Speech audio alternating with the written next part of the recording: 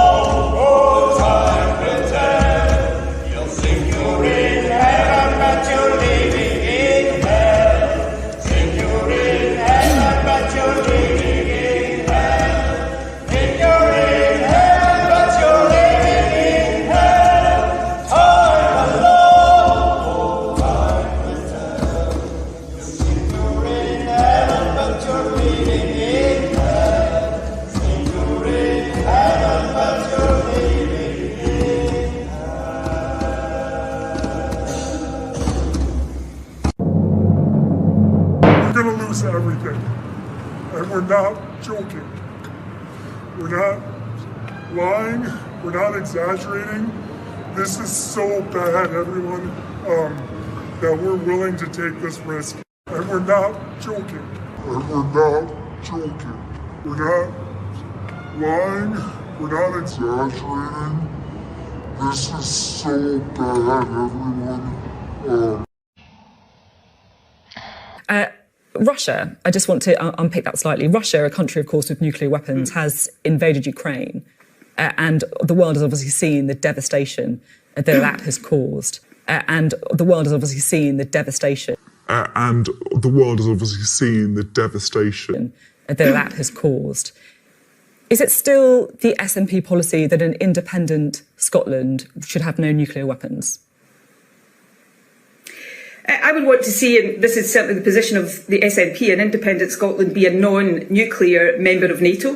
Remember, the vast majority of countries in the world don't have nuclear weapons, and I think we're seeing right now, being reminded right now of the dangers posed by nuclear weapons. But I would want an independent Scotland, albeit that Scotland is a small country. We have a strategically important geographic position in the North Atlantic, to be a constructive and participating member of NATO. And I think one of the big questions for my party, indeed for those who support an independent Scotland, is to think in this new world order that we're living in, to think in this new world order that we're living in, to think new world order that we're living in. Well, back again. Yep, we are, hopefully, live from the rolling hills of Murrayshire. Now, if I have it correct, we should be live, right? So, good evening, good afternoon, good morning, good night, wherever you may be in this ever-growing, insane world that we live in. Every day now seems to just get, I don't know, completely even more insane. How could it? Good question. But it does. Anyway, we are indeed here, and I see we have indeed got people in the chat. So I'm not just talking to myself tonight again. So, yeah, let me quickly, if I can, get a audio check, right, before we go any further. And tonight, Huxley. Now, Huxley's a guy that we're going to get into him quite a few times. So, tonight is basically the first in what will be a series of, I don't know how to describe it, a discussion on Huxley and other people. Well, in particular, Orwell. Now, some of you may recall in the past, me personally, I kind of see Huxley as a godfather of mind control, or MK Ultra, and I think him and Orwell, in my opinion, are like the godfathers of MK Ultra mind control. Now, I could be wrong, but that is my guess when it comes to them two characters in particular. And tonight, mainly Huxley, we're going to be touching on. So I was going to make a video on just to make a video even on the interview in particular, but I thought it would be better to do it live so we could discuss, and I can share a few slides, and it's not really, we're not pushed for time or anything like that, and we can engage, yeah. So let me quickly have a look, and I can see already that we're good to go. We're cooking by gas, right? Carmel, our good friend, we're good for sound. Thank you very much. And Steve Cray, the best moderator on YouTube, right? There is no better. He's the man. Good to see Steve back again. I always see Steve everywhere. He's like Bill Gates, right? But he's a good guy, so it's all right. See, if Bill Gates was a good guy, it would be fine. But he's clearly fucking not. This is the thing with people that get all this power. If they were a good person, it would be great. But they never are. They're always like a villain from the James Bond movies, or any, take your pick, basically.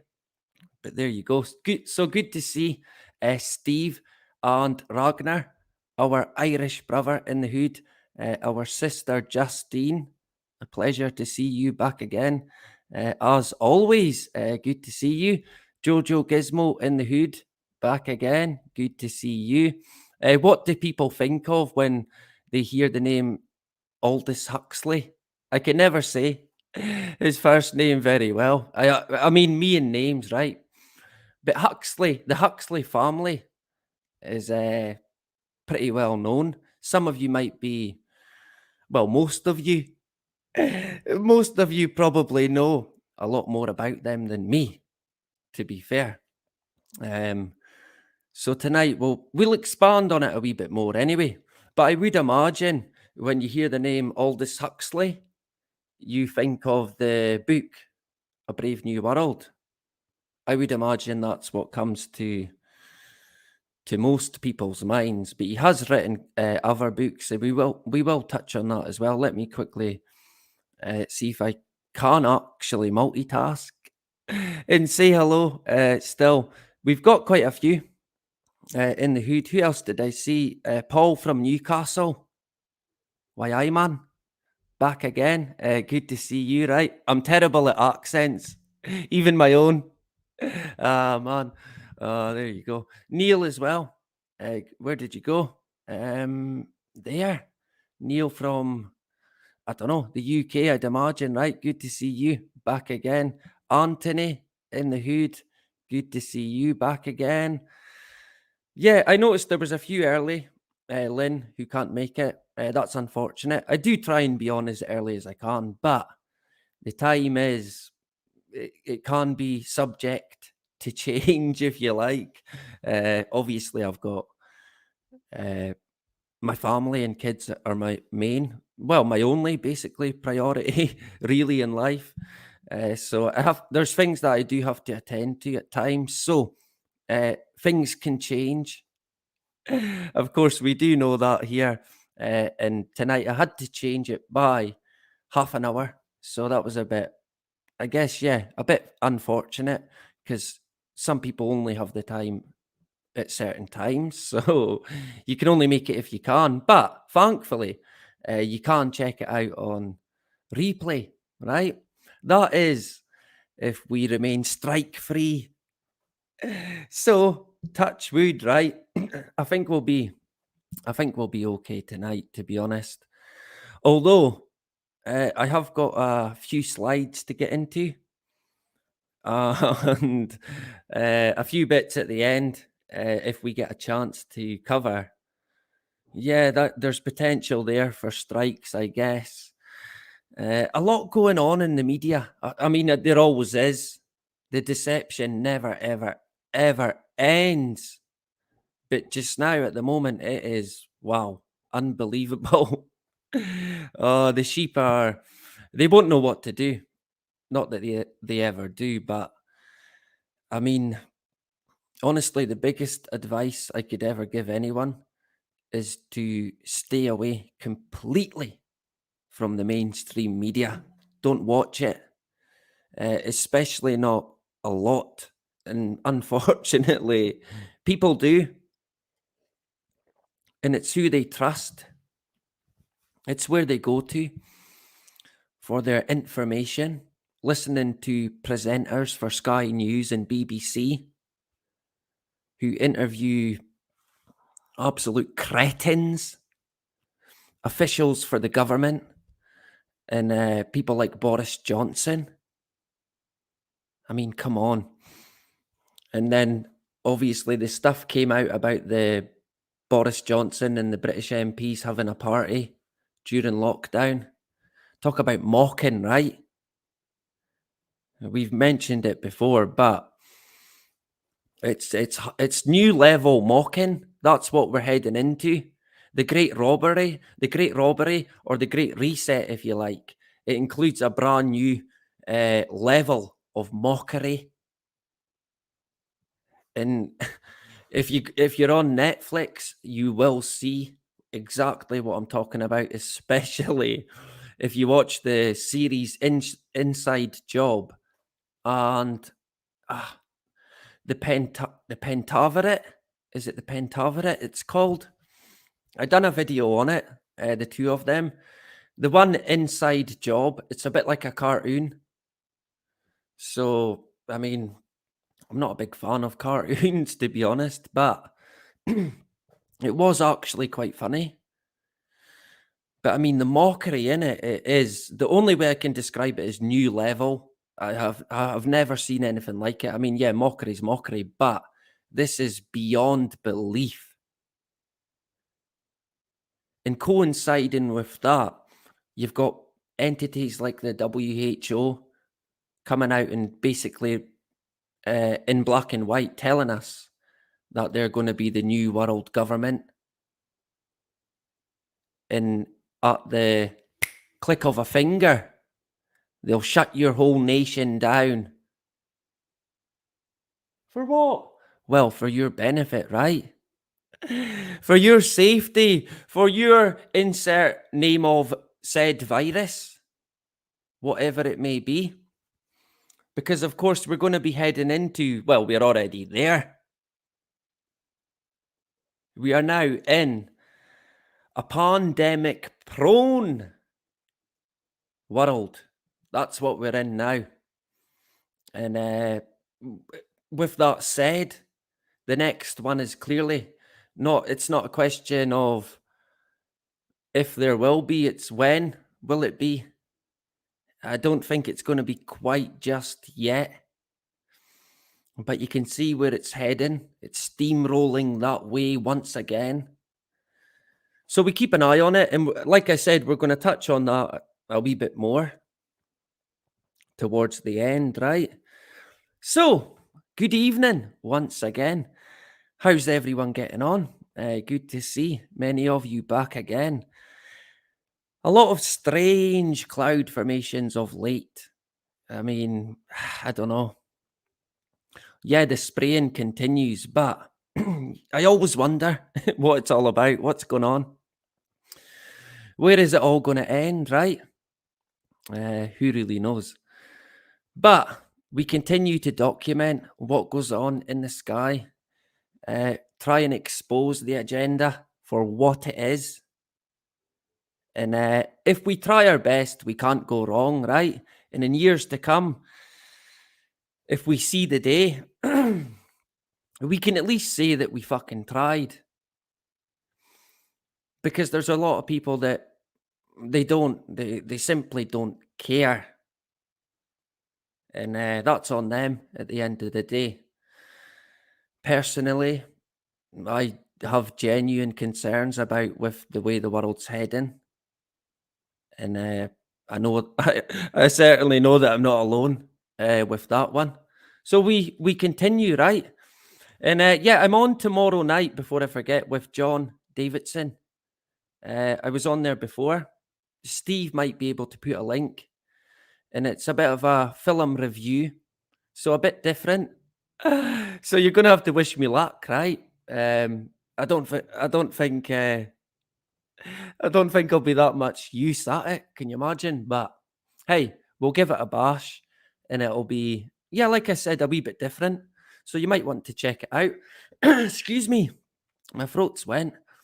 So what we're gonna do, Justine, my good friend, yeah, hailstones. Praying for the baby robins in the nest. I was afraid a piece of hail. Yeah. Yeah, they must have been quite big. I've seen quite big ones here in Scotland as well. I don't think they would damage a bird, but they're quite flexible. The wee chicks, to be honest, it would likely just bounce, or they would hardly feel it. I think they would be okay, but I can understand your concern there with the chicks. It is indeed the time of year. A lot of chicks will be fledging, and yeah, I feel that you've got to try and look out for wildlife if you can. That's me, at least. I know a lot of people, they haven't got time for anything like that. But nature, I think we need to be connected to nature more than we are, to be honest. And actually, speaking of nature, when I get a chance, we will jump to the new Brave New World, the audiobook. And there's a particular bit that I want to kind of point out to anyone who's maybe not read it or heard it, which I think is, I mean, it's quite staggering. It really is.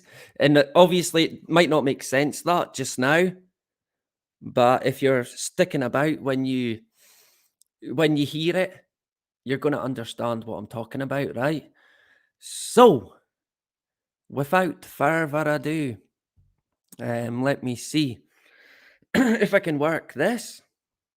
So, screen share. It was only a few days ago that I used it. You'd think I would remember, right?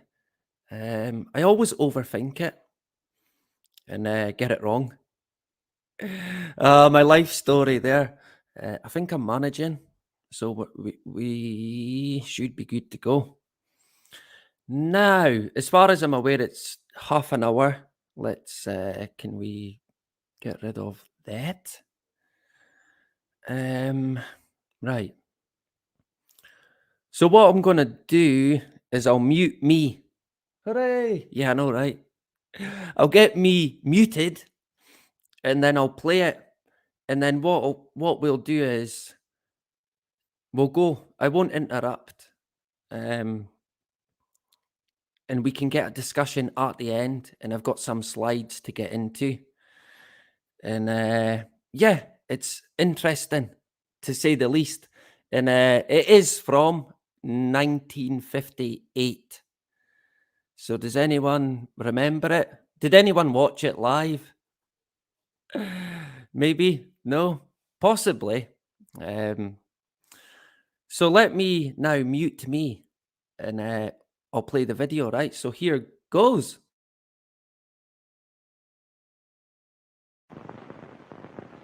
This is Aldous Huxley, a man haunted by a vision of hell on earth. A searing social critic, Mr. Huxley, 27 years ago, wrote Brave New World, a novel that predicted that someday the entire world would live under a frightful dictatorship. Today, Mr. Huxley says that his fictional world of horror is probably just around the corner for all of us. We'll find out why in a moment. The Mike Wallace Interview, presented by the American Broadcasting Company in association with the Fund for the Republic, brings you a special television series discussing the problems of survival and freedom in America. Good evening. I'm Mike Wallace. Tonight's guest, Aldous Huxley, is a man of letters, as disturbing as he is distinguished. Born in England, now a resident of California, Mr. Huxley has written some of the most electric novels and social criticism of this century.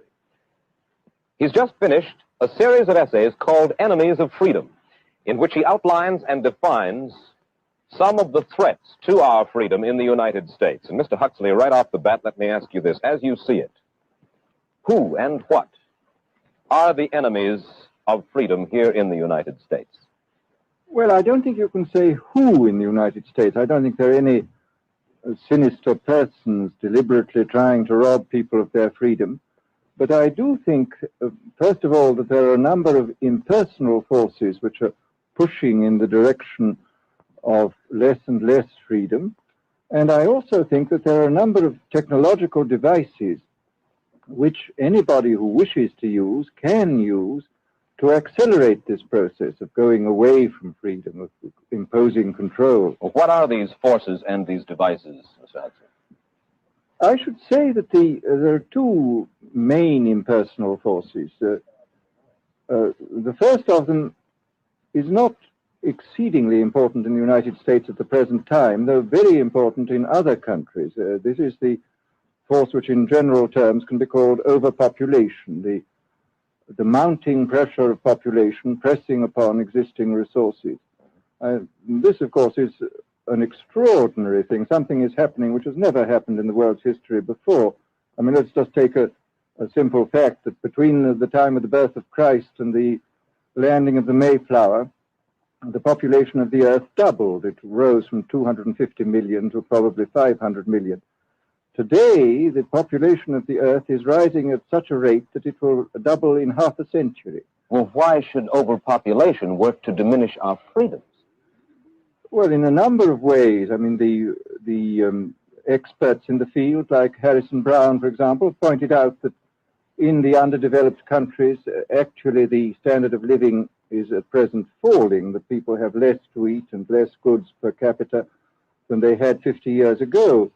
And as the position of these countries, the economic position, becomes more and more precarious, obviously the central government has to take over more and more responsibility for keeping the ship of state on an even keel. And then, of course, you're likely to get social unrest under such conditions, with again an intervention of the central government. So that I think one sees here a pattern which seems to be pushing very strongly towards a totalitarian regime. And unfortunately, as in all these underdeveloped countries, the only highly organized political party is the Communist Party, it looks rather as though they will be the heirs to this unfortunate process, that they will step into the position of power. Well, then, ironically enough, one of the greatest forces against communism in the world, the Catholic Church, according to your thesis, would seem to be pushing us directly into the hands of the communists because they are against birth control. Well, I think this strange paradox probably is true. There is it's an extraordinary situation, actually. I mean, one has to look at it, of course, from a biological point of view. The whole essence of biological life on Earth is a question of balance, and what we have done is to practice death control in a most intensive manner without balancing this with the birth control at the other end. Consequently, the birth rates remain as high as they were, and death rates have fallen substantially. All right, then. So much for the time being, anyway, for overpopulation. In your new essays, you state that these various enemies of freedom are pushing us toward a real-life, brave new world, and you say that it's awaiting us just around the corner. First of all, can you detail for us what life in this brave new world which you fear so much, what life might be like? Well, to start with, I think this kind of the dictatorship of the future, I think will be very unlike the dictatorships which we've been familiar with in the immediate past. I mean, take another book prophesying the future, which was a very remarkable book, George Orwell's 1984. But this book was written at the height of the Stalinist regime and just after the Hitler regime. And there he foresaw a dictatorship using entirely the methods of terror, the methods of physical violence. Now, I think what is going to happen in the future is the dictators will find, as the old saying goes, that you can do everything with bayonets except sit on them. That if you want to preserve your power indefinitely, you have to get the consent of the ruled. And this they will do partly by drugs, as I foresaw in Brave New World, partly by these new techniques of propaganda. They will do it by bypassing the sort of rational side of man and appealing to his subconscious and his deeper emotions and his physiology even, and so making him actually love his slavery. I mean, I think this is the danger, that actually people may be in some ways happy under the new regime, but they will be happy in a situation where they oughtn't to be happy. But let me ask you this. You're talking about a world that could take place within the confines of a totalitarian state. Let's become more immediate, more urgent about it. We believe, anyway, that we live in democracy here in the United States. Do you believe that this brave new world that you talk about could, let's say, in the next quarter century, the next century, could come here to our shores? I think it could. I mean, that's why I feel it's so extremely important here and now to start thinking about these problems, not to let ourselves be taken by surprise by the new advances in technology. I mean, for example, in regard to the use of the drugs, we know there's enough evidence now for us to be able, on the basis of this evidence and using a certain amount of creative imagination, to foresee the kind of uses which could be made by people of bad will with these things, and to attempt to forestall this. And in the same way, I think with these other methods of propaganda, we can foresee and we can do a good deal to forestall. I mean, after all, the price of freedom is eternal vigilance. You write in Enemies of Freedom, you write specifically about the United States. You say this, writing about American political campaigns. You say, all that is needed is money and a candidate who can be coached to look sincere. Political principles and plans for specific action have come to lose most of their importance. The personality of the candidate, the way he is projected by the advertising experts, are the things that really matter. Well, this is... during the last campaign, there was a great deal of this kind of statement by the advertising managers of the campaign parties, this idea that the candidates had to be merchandised as though they were soap or toothpaste, and that you had to depend entirely on the personality. I mean, the personality is important, but there are certainly people with an extremely amiable personality, particularly on TV, who might not necessarily be very good in positions of political trust. Well, do you feel that men like Eisenhower, Stevenson, Nixon, with knowledge of forethought, were trying to pull the wool over the eyes of the American public? No, but they were being advised by powerful advertising agencies who were making campaigns of a quite different kind from what had been made before. And I think we shall see probably all kinds of new devices coming into the picture. I mean, for example, this thing which got a good deal of publicity last autumn, subliminal projection. I mean, as it stands, this thing, I think, is of no menace to us at the moment.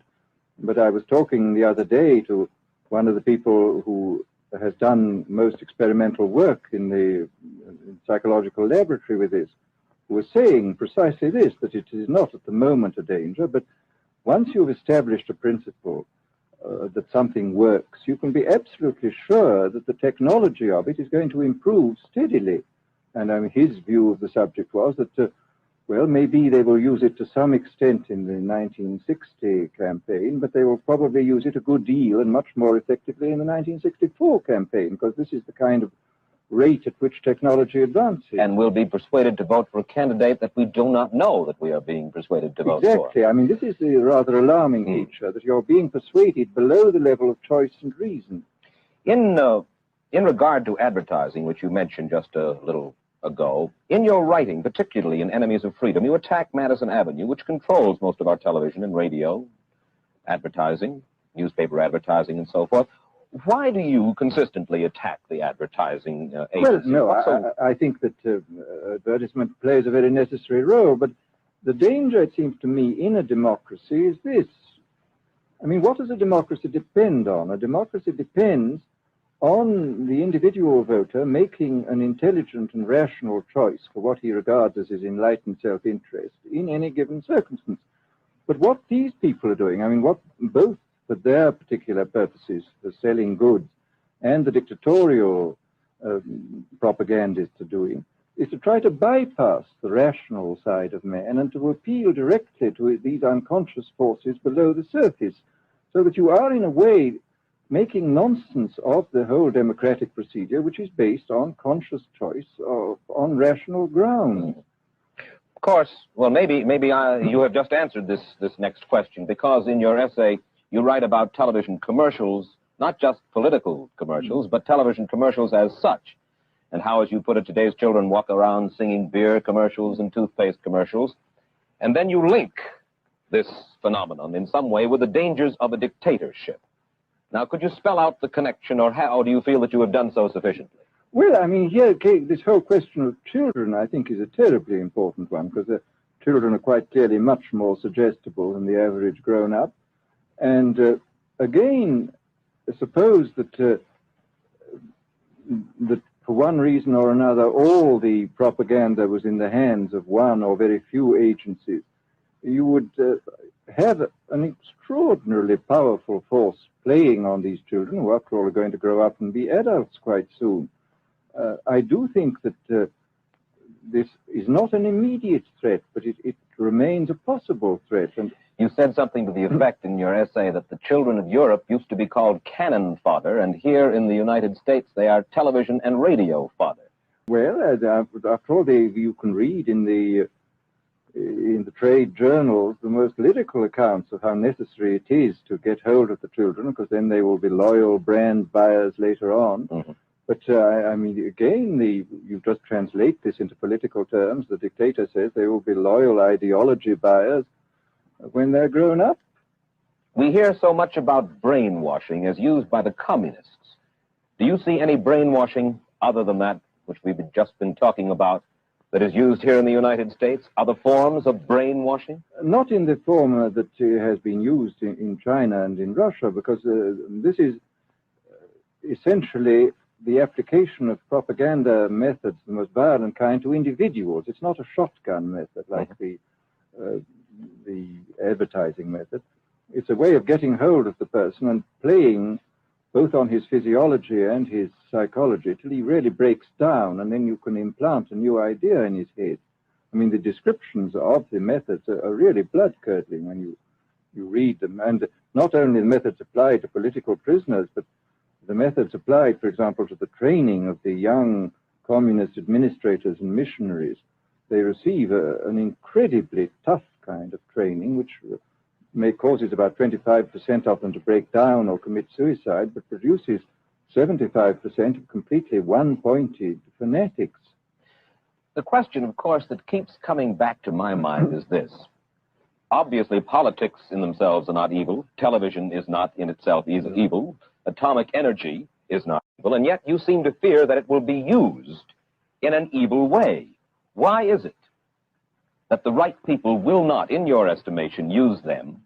Why is it that the wrong people will use these various devices and for the wrong motives?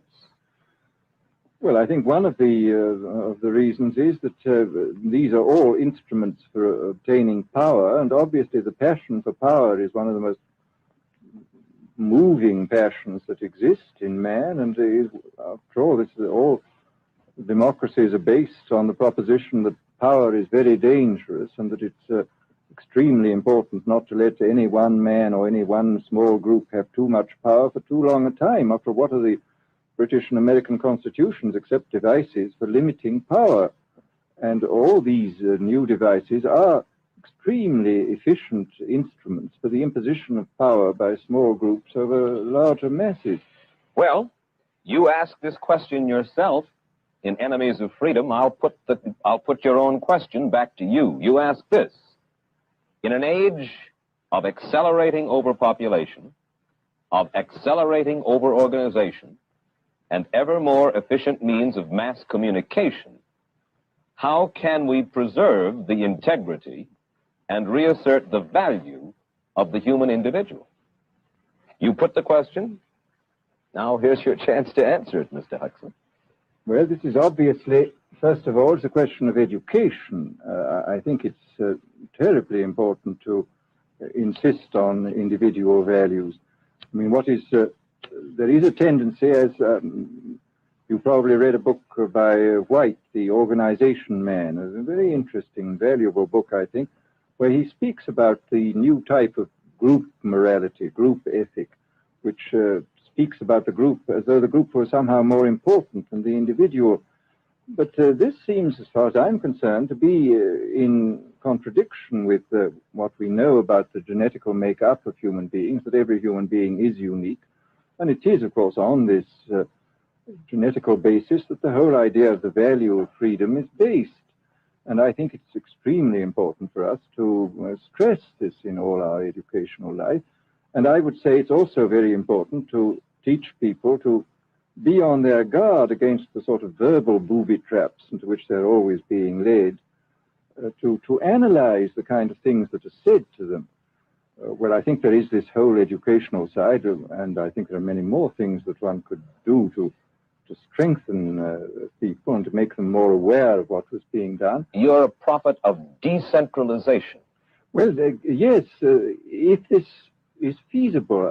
It's one of the tragedies, it seems to me. I mean, many people have been talking about the importance of decentralization in order to give back to the voter a sense of direct power. I mean, the voter in an enormous electorate feels quite impotent, and his vote seems to count for nothing.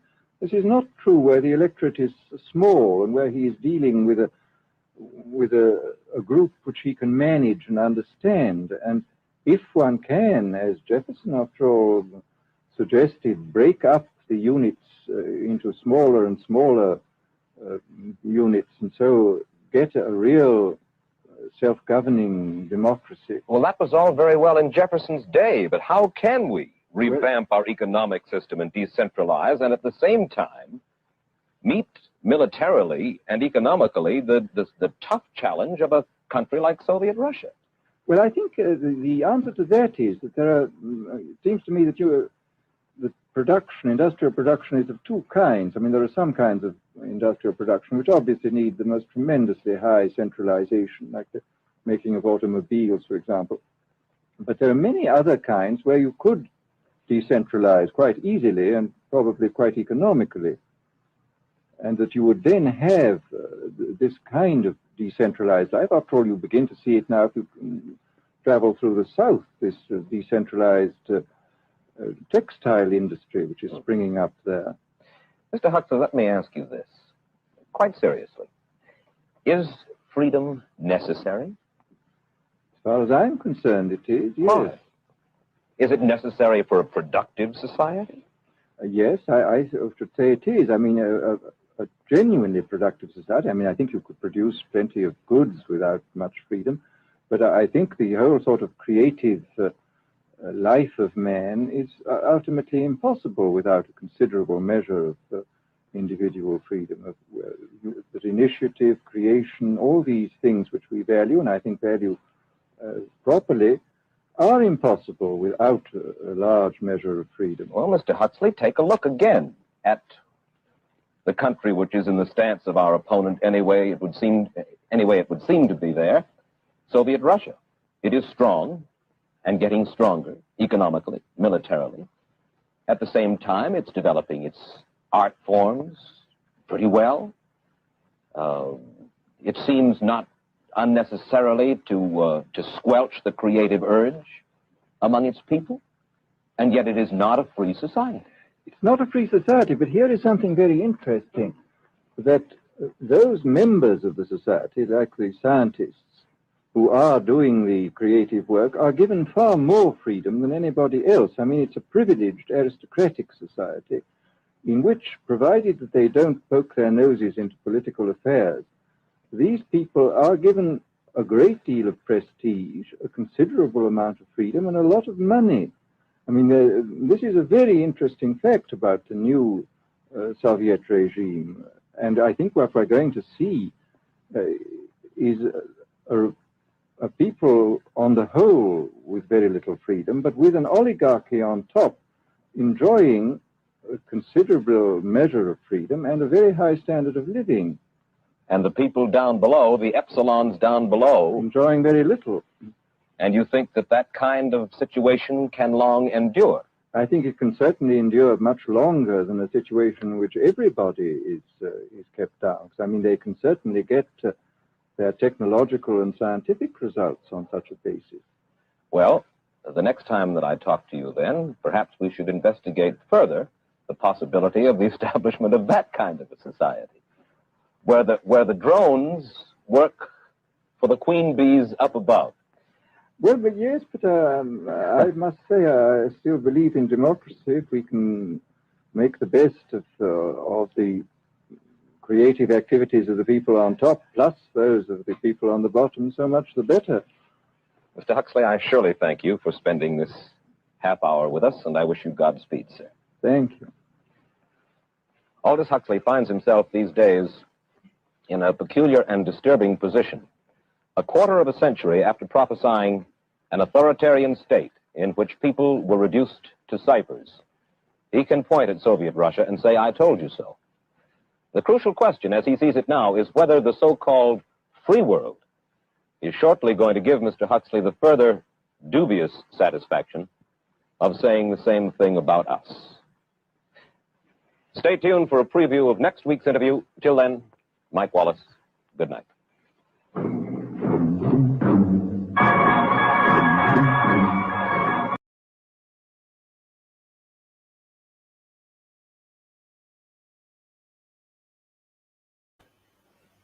So, yeah. Well, what did we... I mean, yeah, where do you start, right? Where do you even start with that one?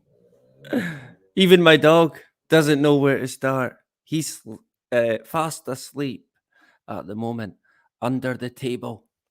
So you might hear him snoring or dreaming away.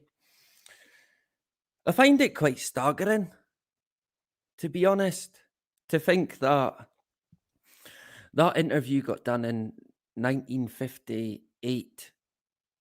And, well, hey, what did he not call out? He pretty much called out everything. Let's face it, the whole lot. To a T. And is Huxley a guy we can trust? I'd imagine not. Hip hip hooray, right? But he's portrayed as a person who we should trust, basically. A man in a position of respect in his day, at least. But my guess is that Huxley was not on... He wasn't on our side, put it that way. Unfortunately. And hey, that's my opinion at least. And we're going to get into a wee bit more. Technology, he mentioned. And I think we might expand on that. He talked about the subliminal projection. Do we know what that is? Anyone want to give it a bash? He never said there was going to be a quiz. Yeah, quiz time. I wasn't listening. He never talked about it in great detail.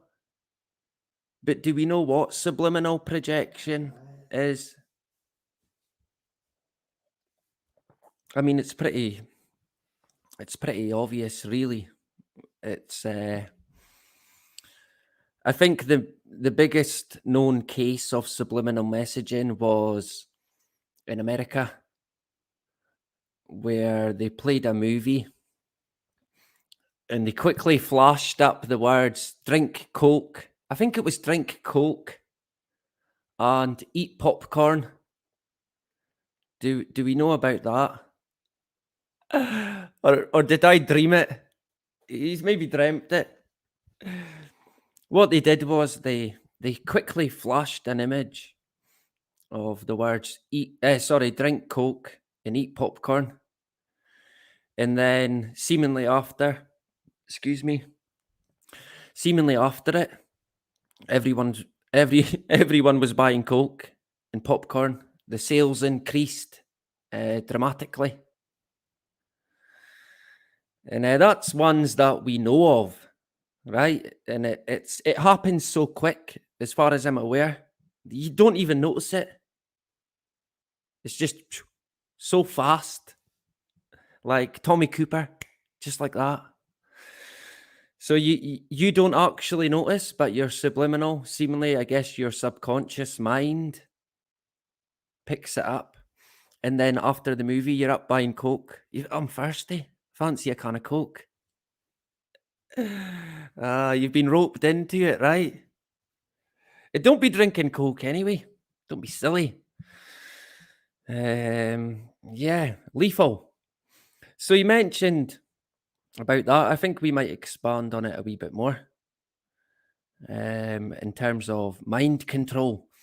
You'll notice as well in that interview he said, when he was talking about subliminal projection, he said, I spoke to a person who was a scientist who was working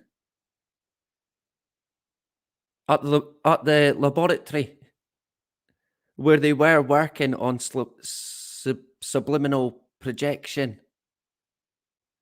So this guy knew them. Clearly, he's telling us. He spoke like he was good friends with him. And he said that quite a lot in that interview, actually, that he was connected basically to this sort of work that was going on.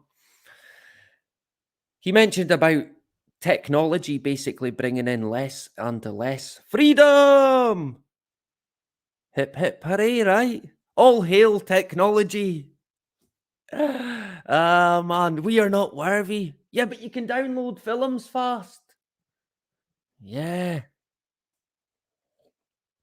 Let's not get into that, right? So all hail tech.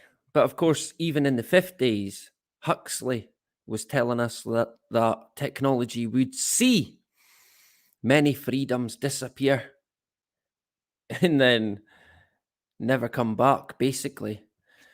A red flag for me was when he talked about the overpopulation.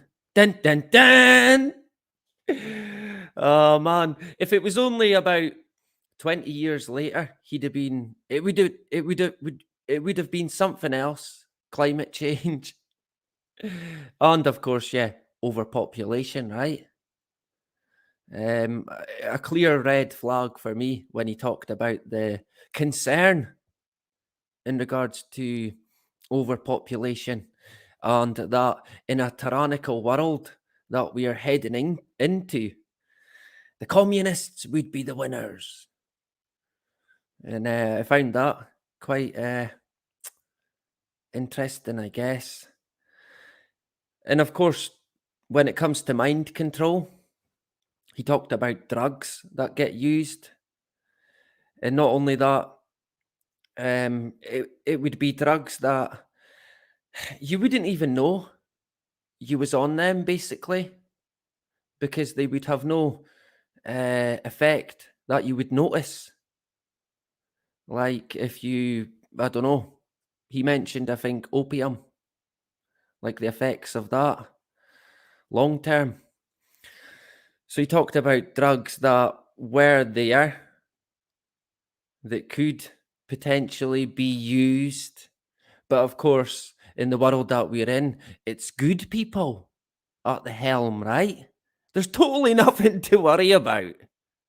Of course, when it comes to technology, yeah, you can use it for good, but there's a completely different side to that coin. But, and a key thing, in my opinion, there has to be consent. And they get it. Well, at least they get it by enough of the masses. But again, there could be techniques used either by drugs or technology that manipulate people to, like what he said, love slavery and be happy in it. It's great. When they shouldn't, because it's fucking tyranny. Now, does that sound familiar? Does it ring a bell to anyone? And this was in 1950, the 1950s, I think 1958. In the way that he described political leaders to a T. Just a character that people are going to like. That's all they have to be. As long as they fit the bill for the hidden hand and the agenda, it doesn't matter. Right? Like Huxley said, they can have a good character, whatever it may be, but be completely terrible at the job that they've been put into. Now, does that sound familiar? Because it certainly does to me, without a doubt. And when you mentioned as well, in regards to the mind control, or programming, if you like, conditioning, he mentioned how important it is to get the people young.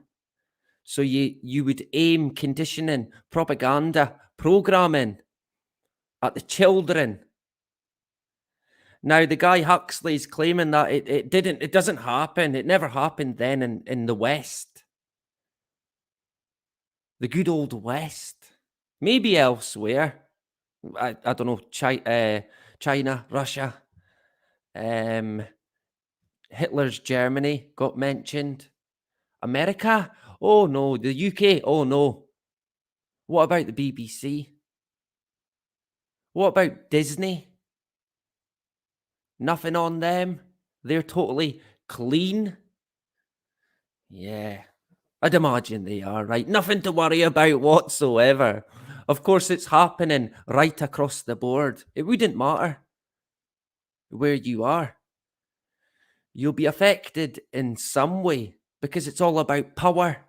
Like even Huxley said himself, these, in terms of the drugs, the technology, they are tools to not only get power, but maintain it. And he did say the issue could be is if people get into power, the wrong people, not only get into power, but end up in power for too long, then we're going to be, well, we never said where we're going to be, but I'd imagine we're going to be in tyranny central. And the hidden hand has been pulling strings since sliced bread. There's totally nothing new under the sun whatsoever. It's tyranny throughout, packaged in different forms. Even today, we live under tyranny, and it's, in my opinion at least, I shouldn't laugh, but it's getting even worse. And I genuinely do think it's gonna have to get to a point where we have to make a change. Honestly, that has to come, and that could be by leading by example, right? So look out. But yeah, I've got a few slides to get into. At the end there as well, which was quite funny. The guy that was doing the interview, he said, "Is freedom necessary?" Oh, man. What a question. Now, you'd expect that question to be asked today on Sky News by Kay Burley or the BBC. But even then, the cheek, right? I mean, come on. So the guy said, "Is freedom necessary?" And Huxley said, "Yeah, of course. Of course it is, right?" And then the guy said, "Why?" Oh, man, that cracked me up. Well, but why though? But why though? Because it fucking is, right? Of course it is. At least in my opinion, it is. In any world, but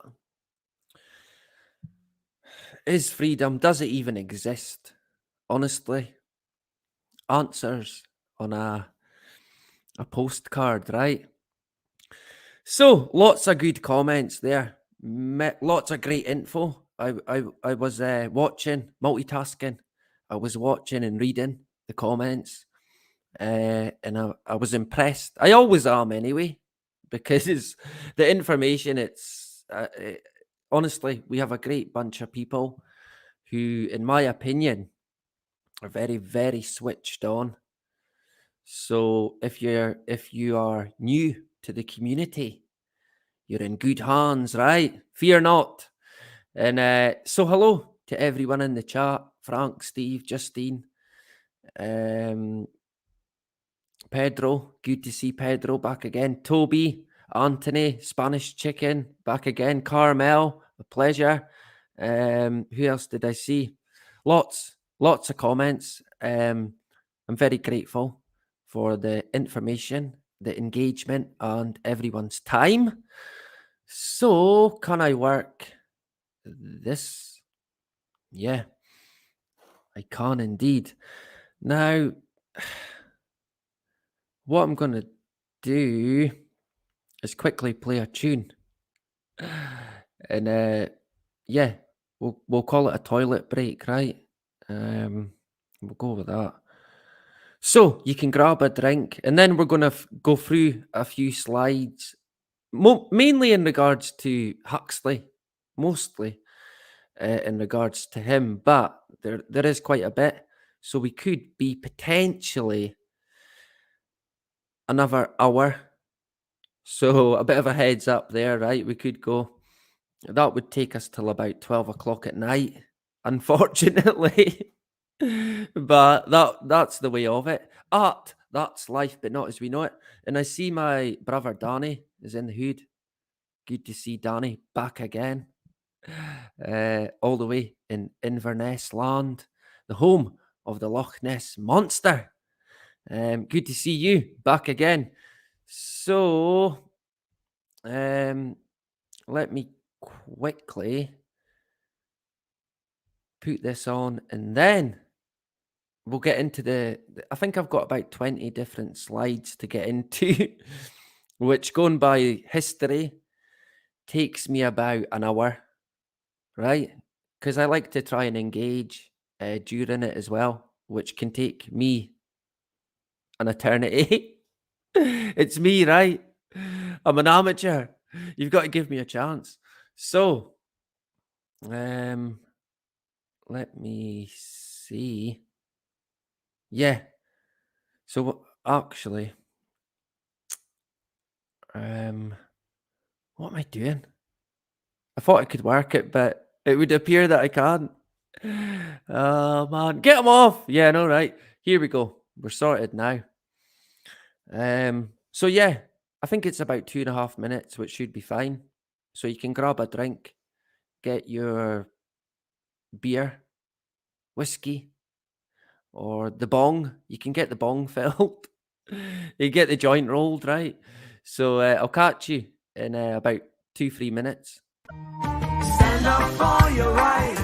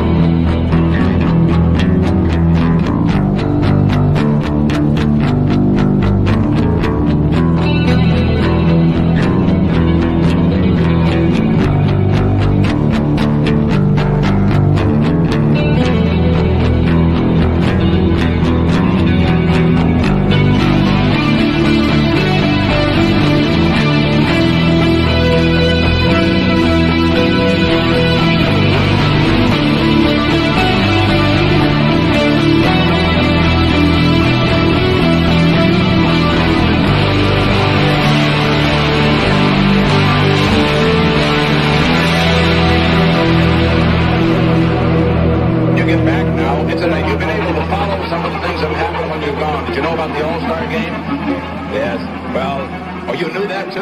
You agree? Yeah, we heard that. The rain. The rain. Right. Well, we haven't learned to control the weather yet, but that's something we can look forward to as tomorrow's challenge. Right. We haven't learned to control the weather yet, but that's something we can look forward to as tomorrow's challenge. Right. Tomorrow's challenge. Right.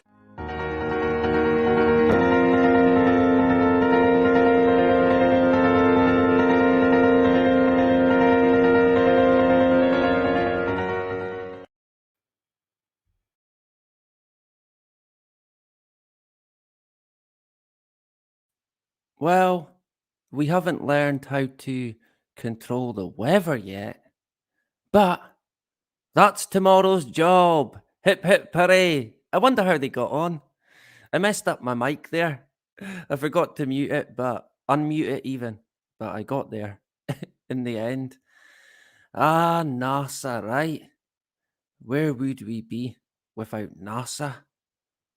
Good question. The Stone Roses, yeah, great song that. I was back before it ended, but I couldn't stop it. It's too good.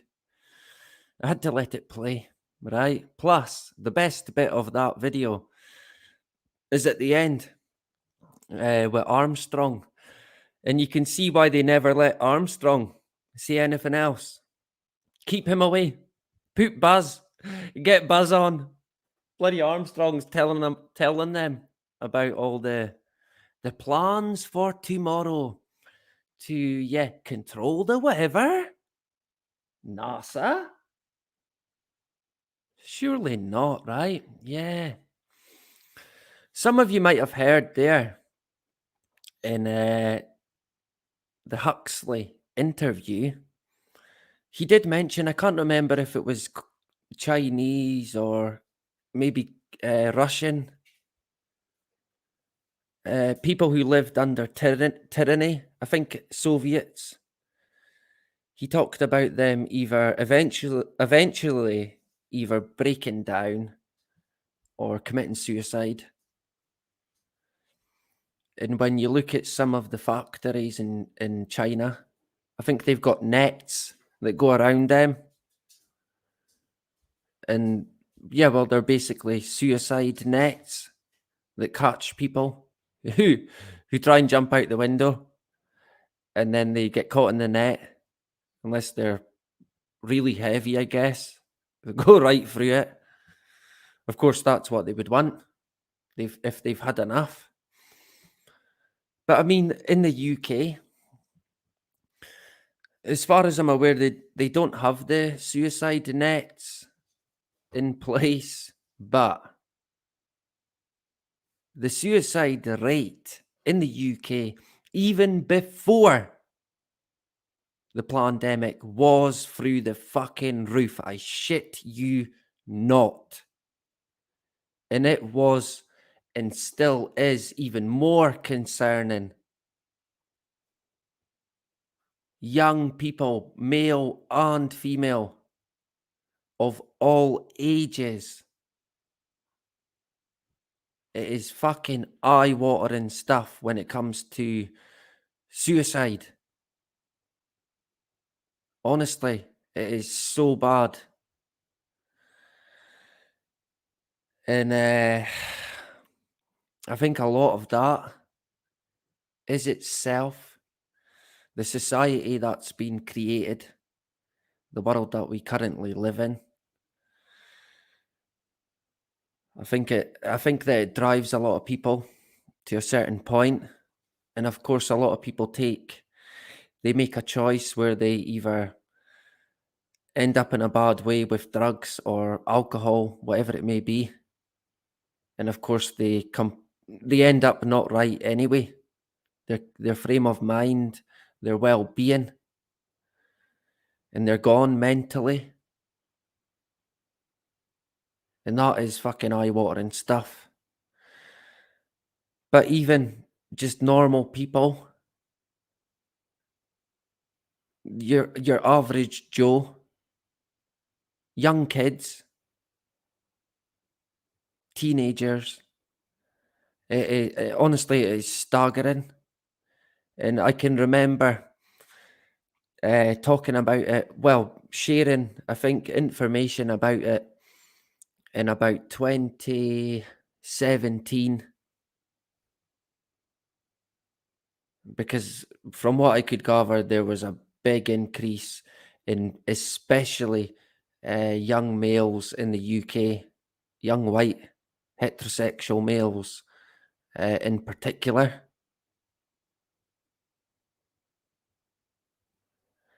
And I think society, by design, and many other factors come into account, and it's pretty sad. I am considering doing a show that might be sort of dedicated to suicide, because it would deserve a show in itself. It certainly would. So we might get into that. Of course, it can be a subject that can be emotionally straining, quite hard to digest. But I think it can be good to go there as well. And I feel that sometimes it maybe has to be done. And we might look at stats and figures, although what can you trust when it comes to stats and figures, right? From the government. Wow. But I know, hey, I don't need any stats and figures to know what's happening in my community. And that is not just with suicide, it's with other things. And yeah, I could imagine people will know what I'm talking about. Incoming strike. He's not a doctor. Yeah, let's not go there. But you can see what's going on. You don't even need a study, data, an expert. You can fucking see it. And if you can't see it, then you clearly haven't been out and about in your community. And honestly, again, that's something that we're going to get into again, because that needs a whole show on its own, if you want. And I did make a short video that talked about the current situation in regards to this sudden death syndrome, this increase. It's out with the blue. Everyone's scratching their head. Get Columbo. Get Shaggy, Scooby and the gang. Because, yeah, there is a big mystery. And it's just came out of the blue. We might expand on that a wee bit more as well. You can see why everything seems to take forever. Just hurry up. Yeah. I see Jack Russell is in the hood. Good to see you back again. And our brother, Resisting the Lies. Get subscribed if not already. Good to see you back again. So, without any further ado, I'd imagine most people do know who Aldous Leonard Huxley is. Right? Did we all sort of at least cover Huxley a wee bit at school? Maybe not. I'd imagine everyone covered 1984 and George Orwell. I'm unsure if they still do it today. I certainly done 1984, but I can't ever recall doing Brave New World or Huxley. I might have been away that day, skiving, playing truant or duking. What would you call it if you was bunking off school? We used to call it duking or skiving. Of course, that was not for me, right? Man, it wasn't too bad, but towards the end, the effort kind of went away and I lost interest. So for a lot of it, I never bothered. I thought, what's the point, right? I was too busy, too interested in having what I thought was good times. Well, they were, to be fair. A young man. More interested in other things, put it that way. So yeah, an English writer, philosopher, of course, one of them guys. 50 books, this, that, the next thing. I think mainly known for Brave New World, and I do want to touch on that, to be honest. There's a clip that I want to show you, so I'm hoping we're going to get round to it. So yeah, from a family that's well known and already well off, cut from the same cloth of the 1%, if you want to go with that. Excuse me. Right. So I think we all kind of know who Huxley is. Written many books, right? Genius and the Goddess, Devils of Loudon, The Doors of Perception. Yeah. Born in England, Surrey, educated at Oxford, died Los Angeles. So he buggered off to America. He thought, sod this, I'm away. I've had enough. We live in a tyranny.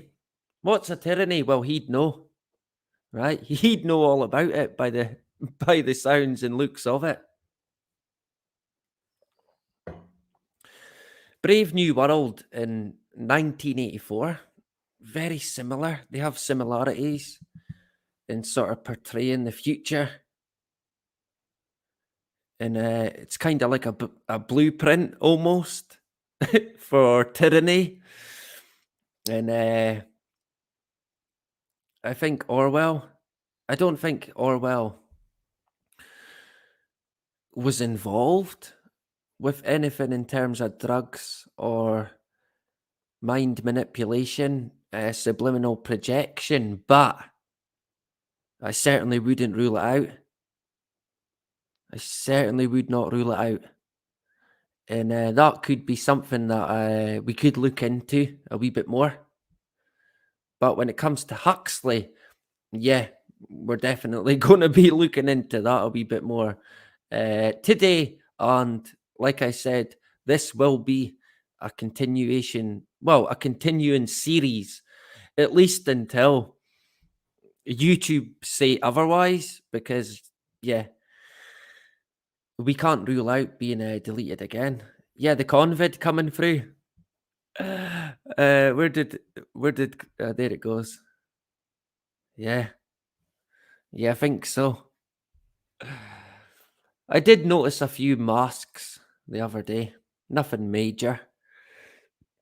But I did think, wow, because of the monkeypox, right?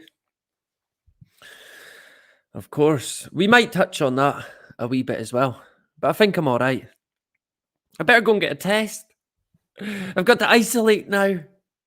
I mean, can you imagine? I still can't get that around. I still can't get it around my head.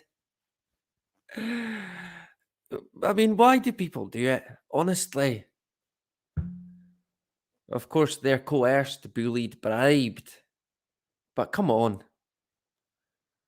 Tell them where to go. Honestly, don't do it. I know the majority of people here. They certainly wouldn't bother, right? Similar to myself. Not fooled in any way, shape, or form. But we're all victims of the agenda, no matter how much we think we know. In the end, to be honest, is there any escape? Probably not. But we try our best. We really do. We've got to. Like I said, we can't go wrong. We can't go wrong if we try and do what we feel is right.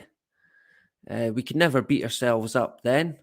In time to come, we might look back and think, well, hey, at least I fucking tried to say, look, people need to make a stand, right? At least you're making an attempt. Because honestly, it's similar to what Huxley said. People give consent, and that is a big part of the problem. So maybe humanity's got to look at itself more than anything. We know what the agenda's all about. We know how it works.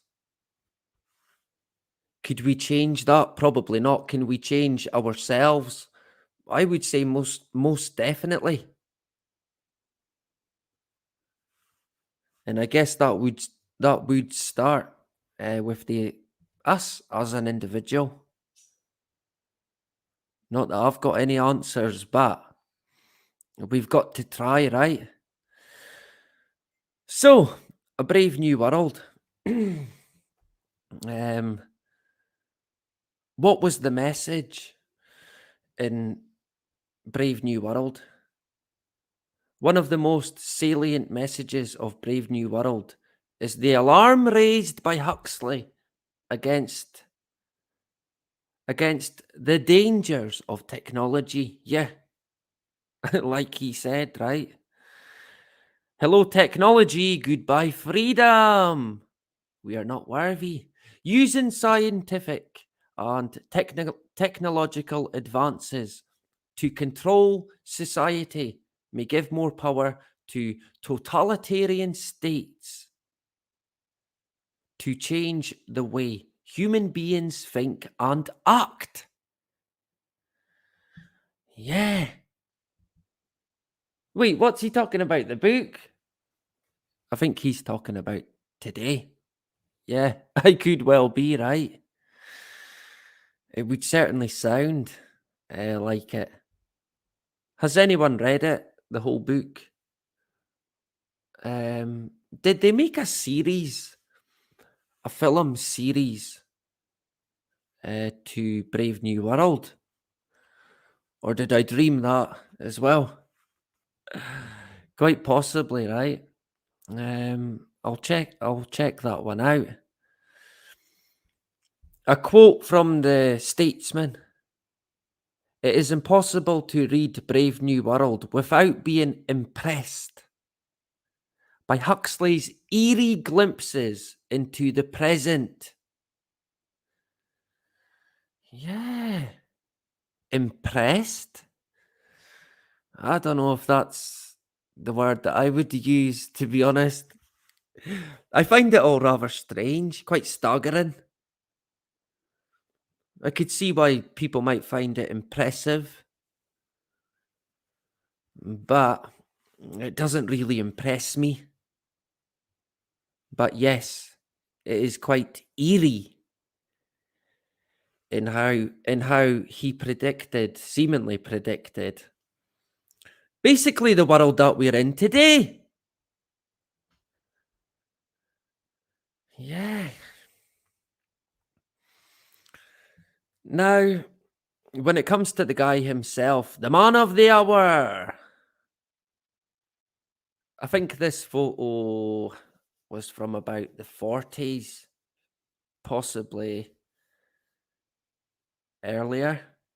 I'm unsure of the date, but he's a bit younger, at least, than in the interview. Now, this photo, some people, in my opinion, it's a Masonic gesture in this photo, but I could see why people might say, well, that no, or it's debatable, right? So kind of debatable, that one. But in my opinion, it's kind of like the pose, similar to a pose that would sort of resemble a hidden hand. If you can notice his hand. I don't think I actually noticed the first time I seen this photo. But I think his thumb might be hidden behind his jacket, right? Now, yeah, it's debatable. I'll give you that one, right? Clutching at straws a wee bit, smoking his fag, puffing away. But in my opinion, it is a Masonic pose. I could be wrong with this one, but I reckon it is. Again, this one, going by what I've seen, this is as well. The hands crossed on the knees. Debatable again, but in my opinion, from what I've gathered, or from at least what I've seen, again, it's another Masonic gesture. This time, not got the cigarette. Yeah. What did I say? A fag.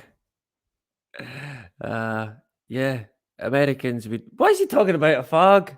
That's something completely different in Yankee land, of course, right? Yeah. So again, this one, yeah, okay, maybe a wee bit debatable, right? But in my opinion, it is. Again, not by accident. In no way are any of these old photos, poses, in any way by accident. Not just a quick snap. These would have taken time, for sure. Now, this one, there is no debate. None whatsoever. And anybody who knows or looks into Masonic gestures or Masonic poses, they will know that this gesture would appear to point to a Master Mason. Big Huxley, the Master Mason, swaggering into town,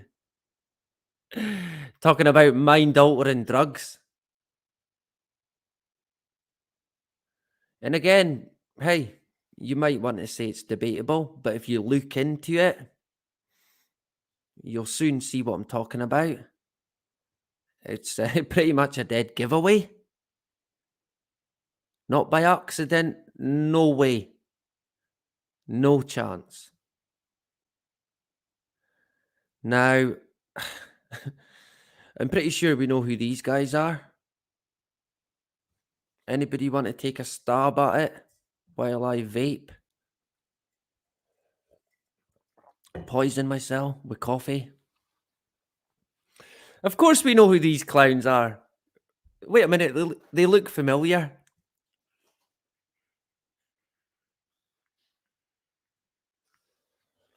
Now, do you think these guys are doing this symbol by accident? I doubt it very much, right? And we all know who these bloody clowns are. Of course, yeah, Crawley.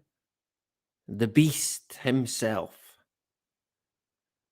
Self-named the Beast. And I'm forgetting the other guy's name now. Kanye West. Oh, man. Typical. But yeah, Crawley and Mr. West. Illuminati puppet, if there ever was one.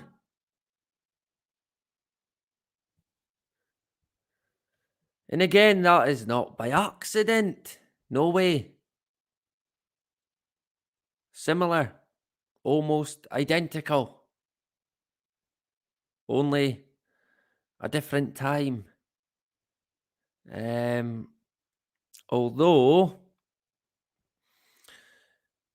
interesting fact is that in Huxley's diary, he's documented a meeting with a lunch with Aleister Crowley. Now, why would Huxley be meeting an entity like Aleister Crowley. Yeah, they would have been writing sci-fi together. Sure. So both probably Masonic masters, going by them symbols, if you like. Do we know who these guys are, even? Anyone want to take a stab? Pretty easy, really. Can we not get a hard one? Yeah, she said. I think we know who these guys are, right? Not Tesla. Yeah. Possibly, I would say, without a doubt, Tesla was part of the agenda, well and truly. They would have done him over. That's what they tend to do to a lot of people who may become good towards the end. They'll do you over big time. They fucking do that anyway, to be honest. But Tesla's a guy we're going to look into more in the future. And yeah, of course, Mr. X, Malcolm. I think that again. I think Malcolm X again is a guy that we're going to look into. So potentially, yeah, we could look into them. And again, yeah, maybe you could say the Tesla one's a bit debatable, but in my opinion, it's not. And again, not by accident.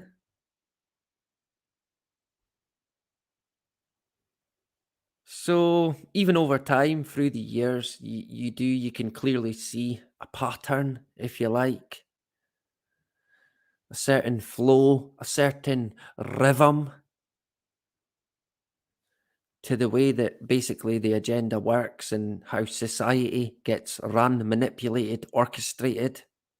Who's always at the top? Who's always pulling the strings? Who's behind it, manipulating it? Of course, Crawley maybe not so much that we know in terms of his power that he had over the masses. Debatable that. But politicians, they certainly have done a lot that many of them deserve the utmost of punishment for, at least in my opinion. Bloody, I would do it myself. I shit you not.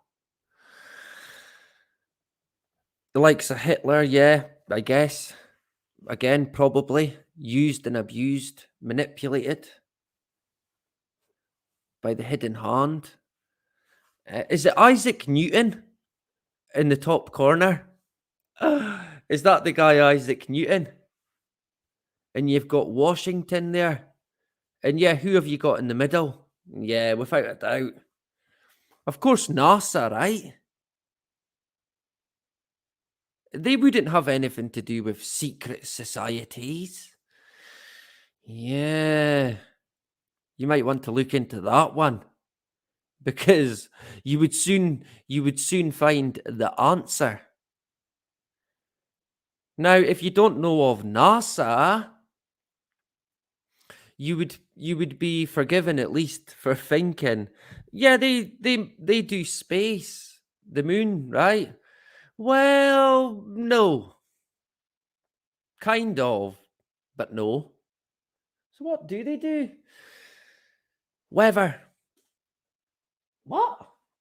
Yeah, weather. In particular, climate change. That's NASA's biggest concern. Climate change! Dun, dun, dun! Yeah. So we're so lucky that we've got entities like the space agency NASA now looking out for the climate. Hip hip hooray! So yeah, good old NASA. A Masonic entity, if there ever was one. Come on. Of course, when people think about propaganda, and especially in the UK, I would imagine they instantly would think about, yeah, Germany, Hitler, Nazi Germany, the bloody, all the propaganda, the movies, the brainwashing, all that, carry on. It wouldn't happen here. Yeah. I'm unsure about that one, to be honest. We'll expand on that. If you excuse me while I sort my coffee. It's coming back up, right? Happy days. But yeah, most people tend to think about the Nazi Germany, brainwashing, propaganda, the military. Here's a poster.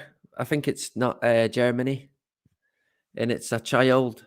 A bit like what we mentioned earlier on, actually, about what you're going to think about in years to come. What did you do? Well, here's a poster. And it's a child asking her dad, what did you do in the Great War? And he's like, ooh, because he done nothing. He was a conscientious objector, if you can say it. I think that's what I would be. I'd probably get the jail, to be honest, or be on the run. I think on the run. Outlaw, right? That would be more up my street, rather than handing myself over to the, if you like, powers that be. But of course, back then you would, I think a lot of them had no choice. You would be enlisted. But they used sort of mind altering techniques to affect you in a sense of your emotions, right? Like, oh bugger, what am I gonna say? I better go and sign up. Where's that pen? What number is it? I don't want my grandkids feeling let down because well, they would, the narrative would class you as someone who ran away, someone who was a coward or scared. And of course, the people who willingly went off to war are the heroes. But of course, they're getting duped every single time, right throughout history. And that was, thinking back, quite a heartbreaking thing to take as well, knowing that all these brave men, brave fucking men, good men, lost their lives, basically, in short, when they shouldn't have. It just should not have been, straight up, in short. And when it comes to war, there's many agendas at play.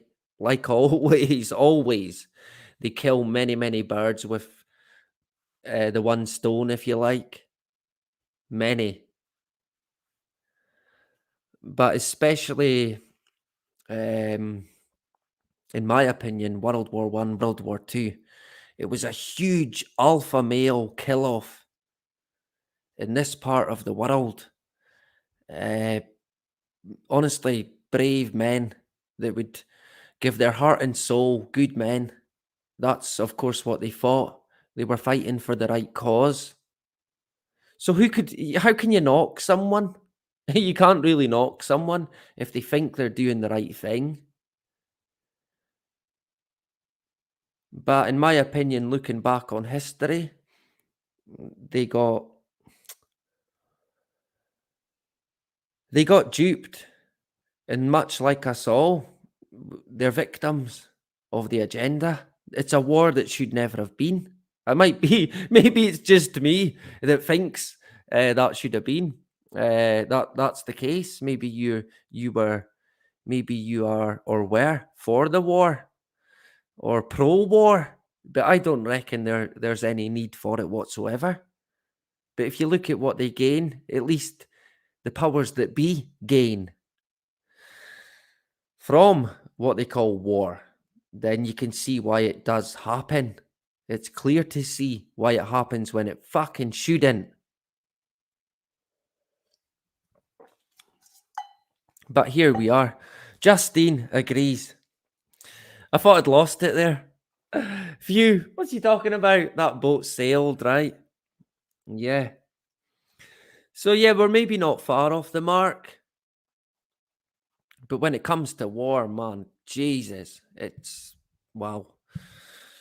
And of course, we're heading into more and more a war-prone society. It's going to be great, right? Pandemic-prone, war-prone, weather disaster-prone. Yeah, I reckon that is all already. That's all already. Let's face it, it's already. Everything's already in motion.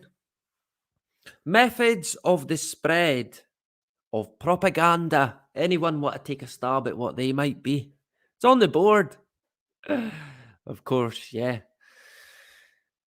I mean, it's pretty clear the techniques that would be used, the methods, the technology, especially today, television, internet, radio, newspaper, poster, magazines, brochures, rallies, marches, protests, propaganda is found also in the patriotic spirit of the citizens. So they can trick you. They can dupe the most patriotic, the most willing, the fully fledged sheep, the most willing to give for the cause, right? Yeah. Patriotic. See, you have to watch with the patriotism as well. It's it's basically another movement or sort of ideology, maybe, that they can manipulate, get their claws into, blame, orchestrate, manipulate, without a doubt. Nationalism, stuff like that. Parades, history, values. Yeah, the military, they can play a big part. Slogans, yeah. Signs in the streets, walls of houses, and public buildings. Of course, yeah. But that was in Nazi Germany, right? I mean, it didn't happen in the UK, and it doesn't happen in the UK today, said the fully fledged sheep. Yeah, well, I'm not so sure about that because I think it does. I think it still does happen without a doubt. It's clear as day. And once you see propaganda for what it is, you cannot unsee it. It's a bit like the They Live. You put the sunglasses on, and then boom, there you go. I mean, look at that one. There's two of the same. In case anyone misses, stay home, save lives. Put it again. In case anyone's in a rush, right? Just put it again. Yeah. What's the word? Repetition? Yeah. I wonder what they could do with repetition. I think a key part in sort of programming and conditioning when it comes to humans, at least, and maybe animals. I'm unsure. They're probably better than us. They're probably a lot smarter than us. Although we tend to think, well, a lot of people tend to think that we're the smart ones. I'm unsure. I missed one there. Now, what have I done?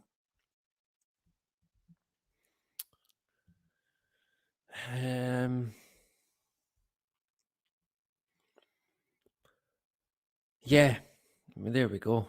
Propaganda. History. It's got its own history.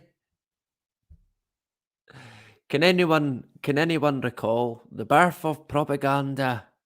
Anyone around then? Frank might have been. He knows that much. He must have been about then, right? Surely our brother Frank remembers the birth of propaganda. Yeah, I remember it well. But yeah, of course, I'm only joking. Frank's not that old, right? He's still 21. 1622. Wow.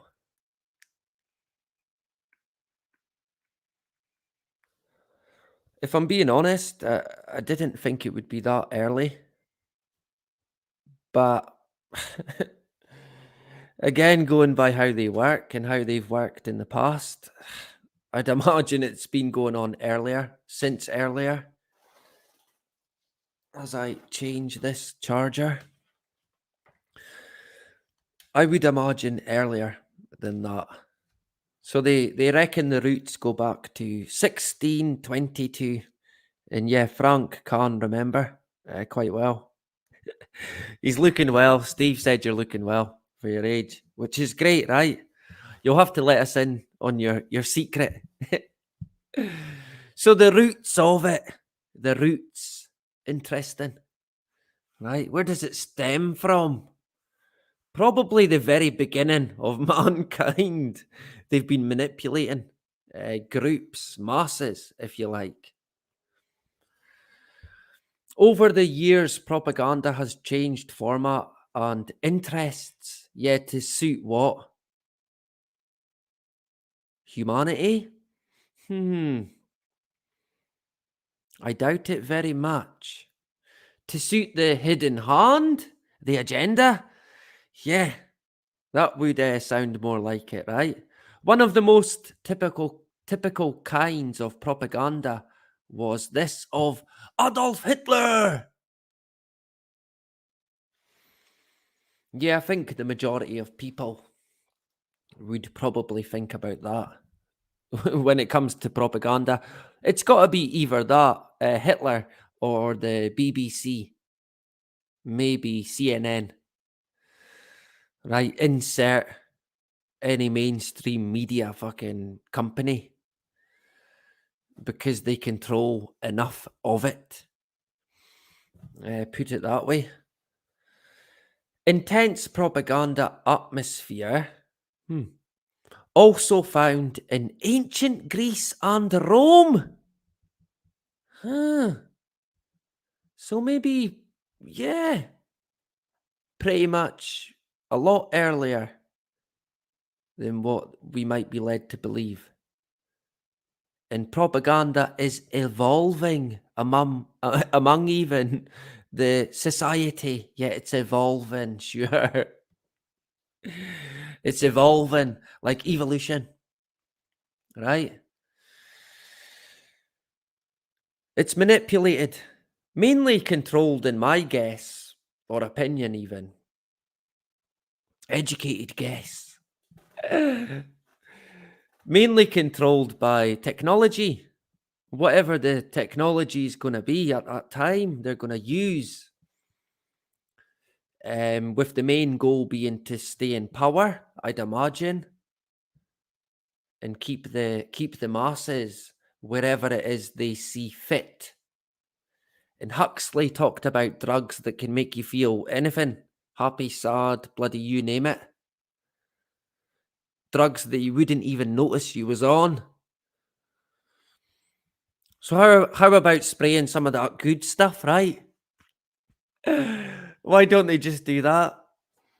Make everyone happy, and then no one's going to care.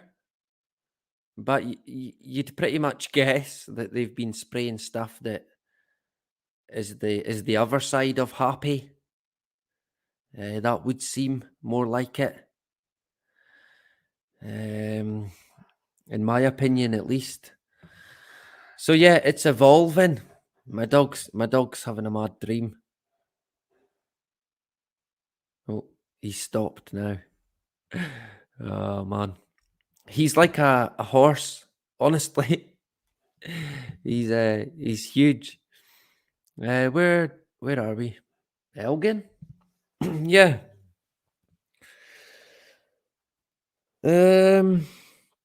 Didn't Trump change spraying to? Yeah, actually, come to think of it, that's right.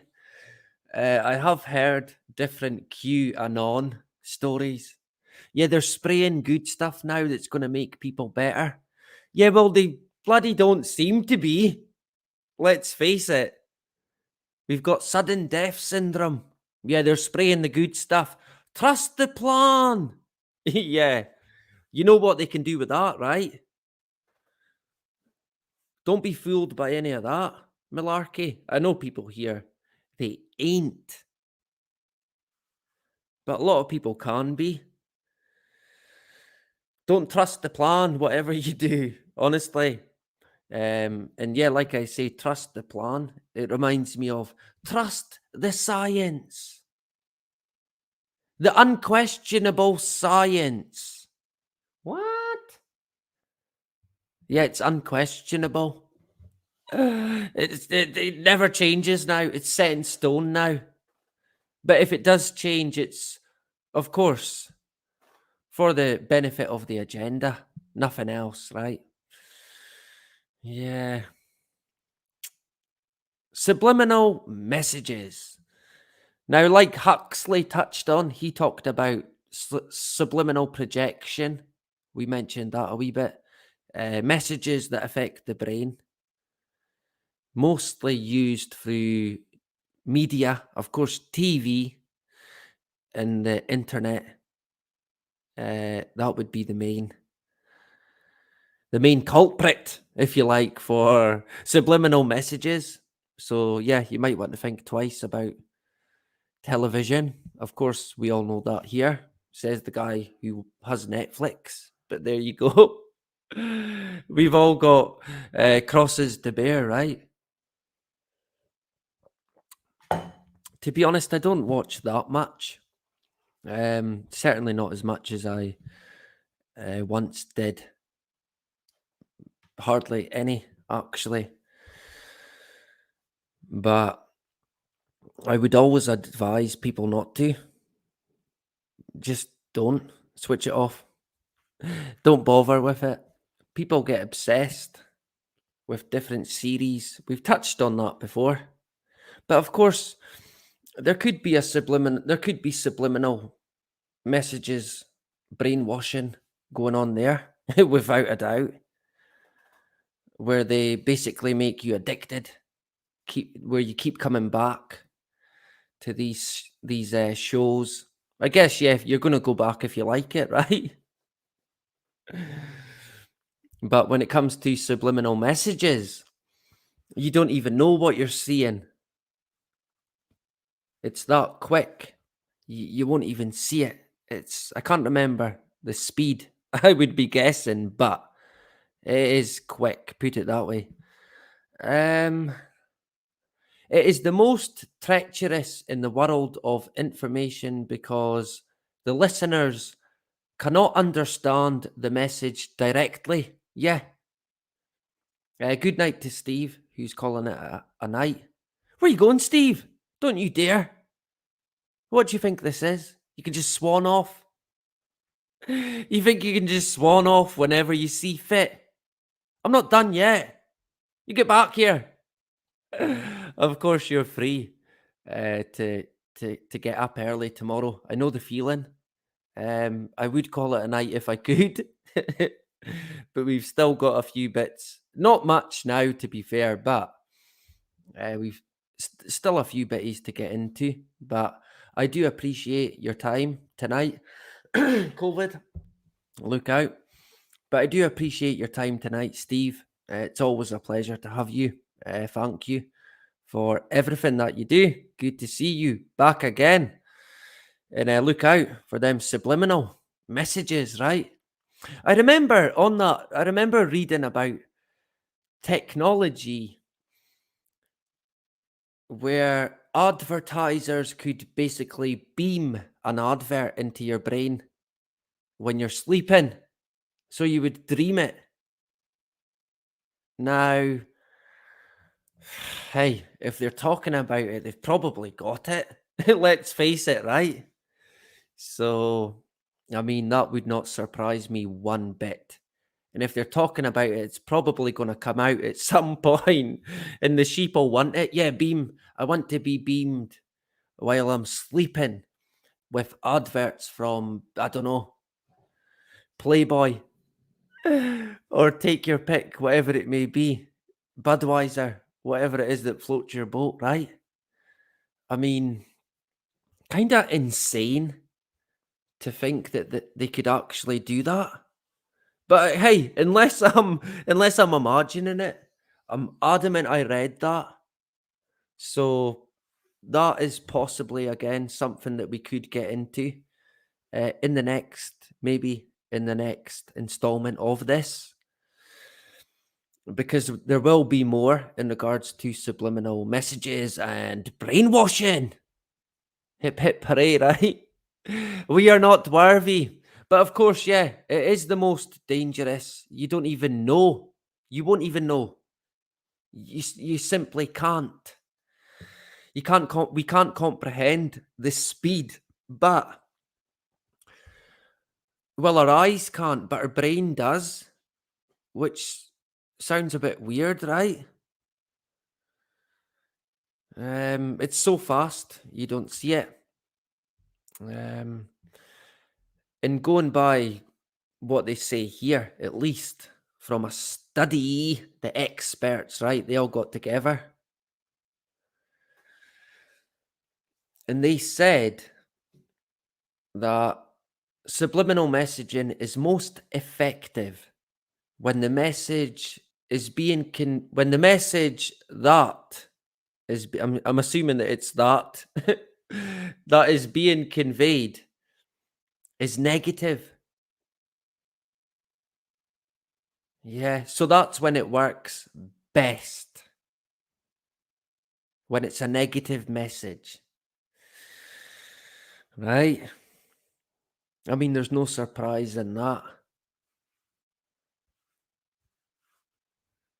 That is at least going by what this study told us back in 2009. Right? But like I said, going by that one that they did tell us about, where they used drink Coke and eat popcorn, and people went and fucking, just like a herd of sheep from the cinema across the hall to the popcorn and the Coke machine, filling themselves up. Go, go, go, go. I don't even like Coke. I just fancied it. The power of advertisement. That's what they would say. But is it more the power of trickery? The power of subliminal messaging? This would be the sort of techniques and ways, evil ways, in my opinion, that companies would use without telling you. You can't trust them in any way, shape, or form. And they're going to do similar to people that want to stay in power. They want more money, more products being bought. And we were going to expand on something similar to that when touching on the book Brave New World. But going by the time, I think it might take too long.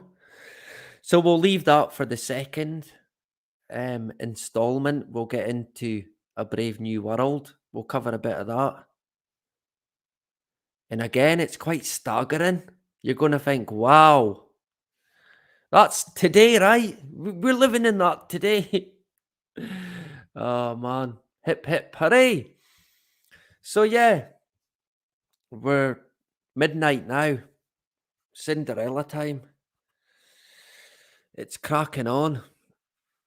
Now, in the UK, they're talking about the juice. Yeah, it's not went away. Did you think it went away? Of course it's not went away. But there's a lot of people who have went away, if you catch my drift. And put it this way, they ain't fucking coming back. I shit you not. Incoming strike. Hey, yeah, I'm going to say what I'm going to say. Of course, I try my best to box clever with what's being said, but they are talking about the juice once again. Cases! They're putting out a plea. Please, come and get your fucking juice. I've already had 3. Yeah, but you need another one. What, 4? Or maybe 5, actually. Okay, I'm on my way. I shouldn't laugh. I really shouldn't. But I mean, yeah, they're talking about new waves now. A what? Yeah, one of them. Yeah. Remember they talked about a wave at the very, very start? Yeah. What happened to that one? I don't know. Let's not go there, right? But I am noticing, and you will see from that slide, 2 people, out of the people at least at the time, 21, 2 people liked it. I can't see. Still can't see. I still can't see it. Classic. How am I gonna? No, it's gone. There we go. 2, is it? Yeah. Honestly, my eyesight. So 2 people, yeah, hate it. 2 people like it. 16 people are laughing at it. I think it's going to be a lot harder for the hidden hand, if you like, the powers that be even, to pull the same again, if you like, as what they done in regards to the pandemic. So, what are they going to do is the question, or what are they going to say is happening? Is there going to be a connection drawn with the SADS, the sudden death syndrome, with whatever they want to fucking connect it to?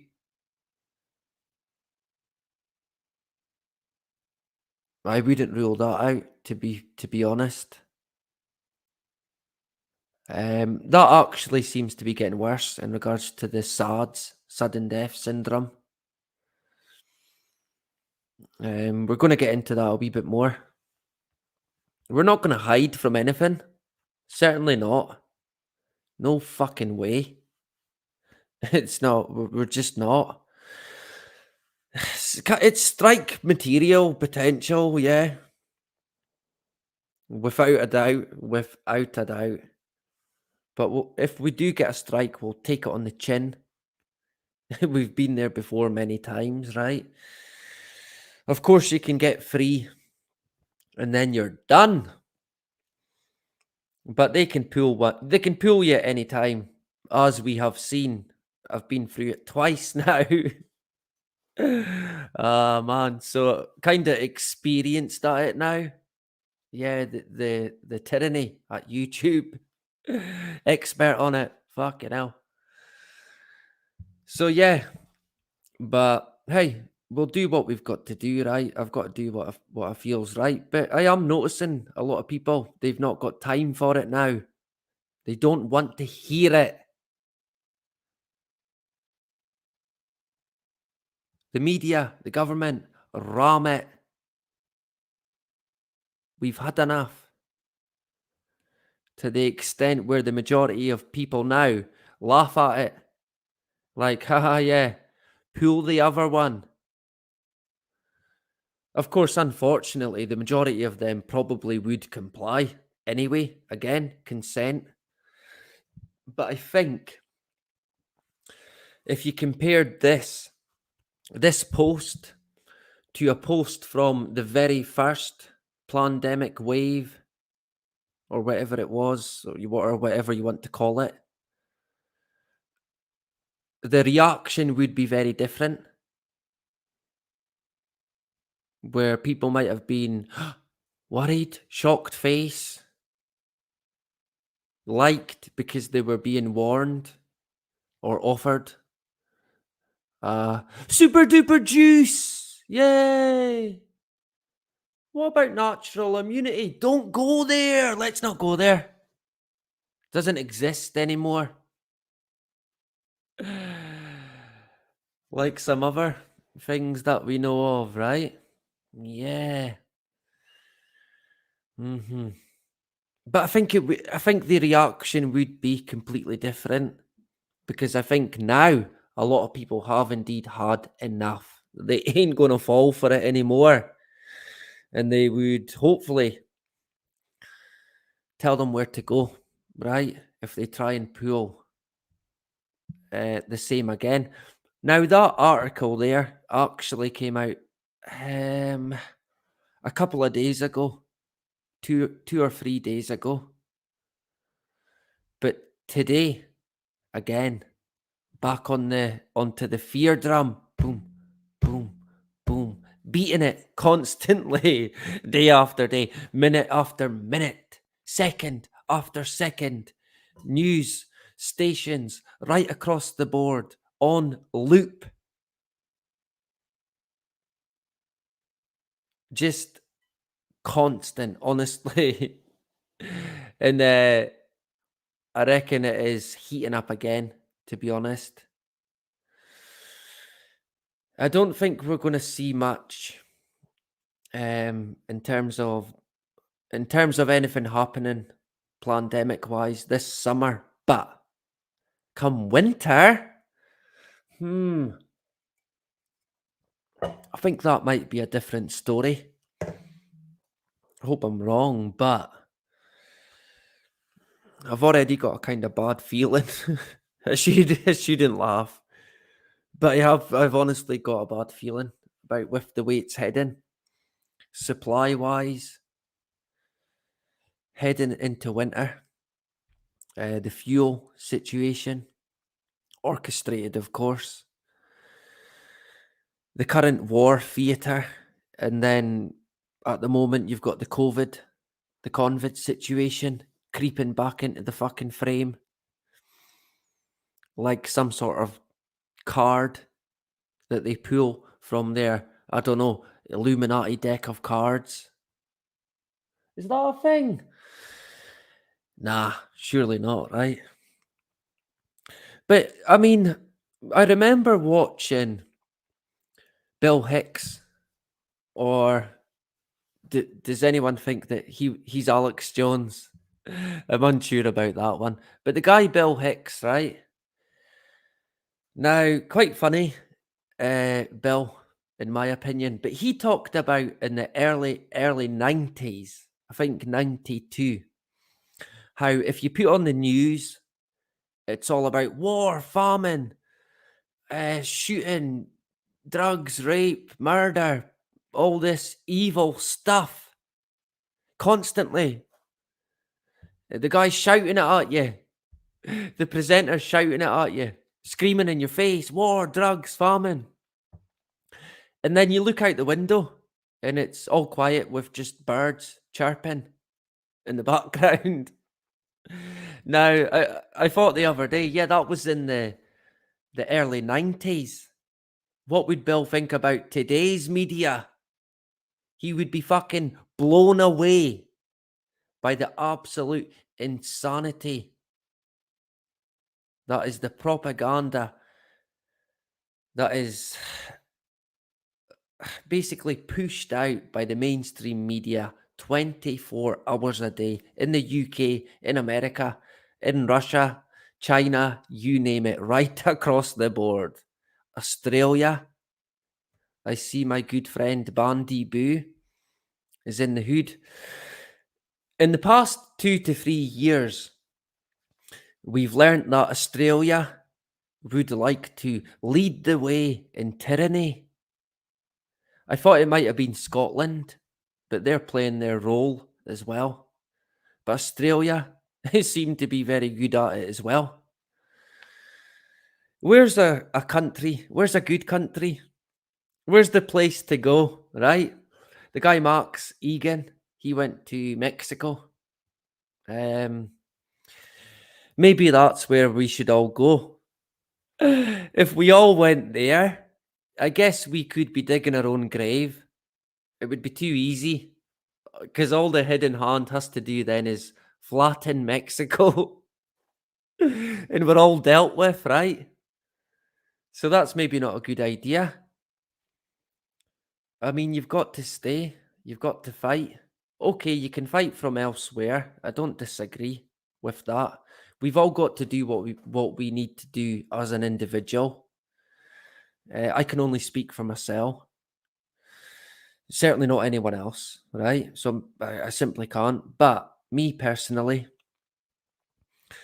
I'll be staying here fighting till the bitter end, God granted. As long as I physically and mentally can, I'll try my best, without a doubt, and I'll be here in Scotland. I won't be. I would like to go to Mexico for a holiday. I did get invited before by someone in the chat. I was very flattered to an apartment in America. So yeah, but hey, at the moment, I don't think anyone's flying anywhere. It seems to be chaos at the moment. It pretty much it feels a wee bit like when you put on the media or look at it over the week. Society, as we knew it, it's in free fall at the moment. But of course, it's came in gradually. And anyone who's been looking, watching, you can see it clear as day. We've talked about it now for 2 to 3 years, calling it out time after time. There is one thing I hoped. I genuinely fucking hoped that we were going to be wrong about. And you could probably guess what it is. But from what I can gather, we're simply not wrong. We're unfortunately right. And again, we don't need data, going by what I can see locally and here in Scotland. There is a lot of people no longer here. And again, because who did we mention before? I can never say her first name. Dolores Cahill, Dr. Cahill, the Irish doctor.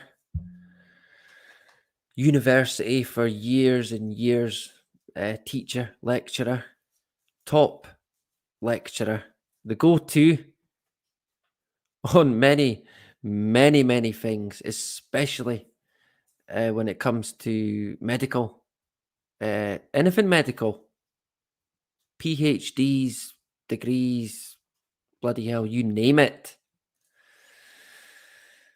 Of course, she's not the go-to anymore. She doesn't fit the bill now. Doesn't go with the narrative, right? Funny that, right? But of course, the science didn't change. And Dr. Cahill came out and told us that it wasn't going to be good. It was not going to be good news. If what they told us is correct about what is in said inoculations, then it will not be fucking good. And that's being polite. And here we are now, a wee bit. Well, when did they start the mass program? I think, was it December 2020? So we're a good bit into it now.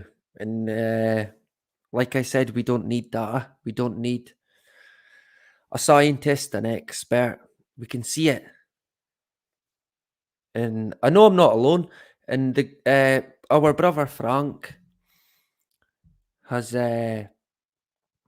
certainly knows the score there. And thank you for the emails that you have sent. I appreciate that. Lots of information. And again, right across the world, it's something that we did say, look, yeah, going by what's been said, not only by Dr. Cahill, but others, it wouldn't be good. And I remember thinking even then, well, we're going to see, it probably, I think they said 5 years, some less. And I thought, well, we're probably going to see it not long, within a matter of fucking months, basically. And I think that was the case. Without a doubt, in my opinion, we've seen it pretty much from the off.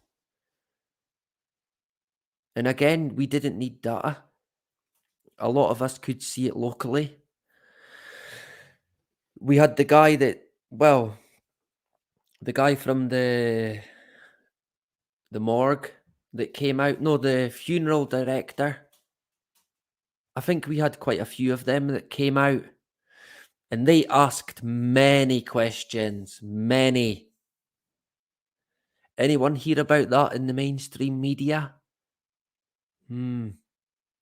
If you did, it would have been them ridiculing the guy. I bet you any money. But they came out and pretty much, yeah, they told us what we thought as well. Confirmed basically our worst nightmare. And I mean, people the mainstream media tries to say that people like me and you get involved in stuff like this, let's say, for the sake of it, conspiratorial, because it makes us feel good. No, I'm afraid not. It don't. Because when you get down to it, and when you see the true workings of the powers that be, the agenda, the hidden hand, it is not good. It is fucking evil to its core. And when you get into the situation regarding the juice, wow. That's another situation that's eye-watering, to say the least. And it's insane to think that it continues.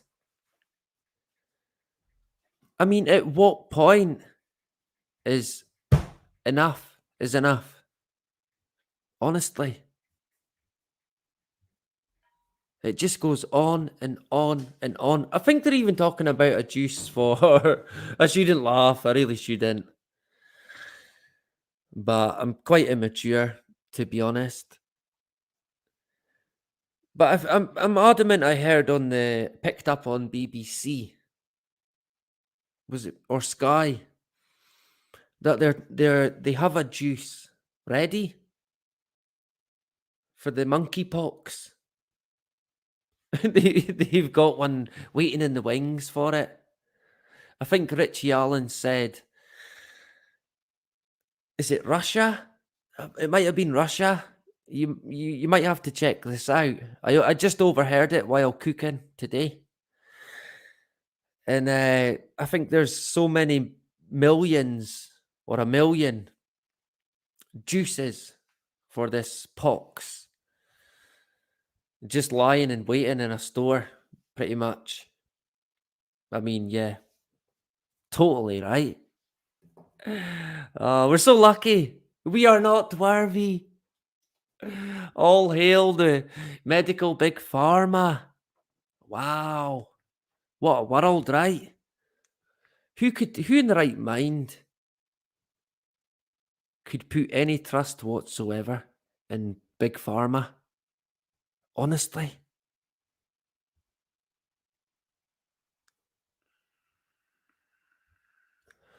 Although I guess a lot of us do, even if you take paracetamol or simple, what people might consider simple medication, everyday medication maybe. But we do what we've got to do to get by. Again, the society that we live in, a lot of us experience, if you like, pains, agonies, affected mentally, physically. So we look for a fix, a quick fix, if you like, because you want to be getting on. You want to be able to live your life without this pain, without this agony. Maybe it's stopping you from working. You're going to take what you can to get back onto the horse, if you like.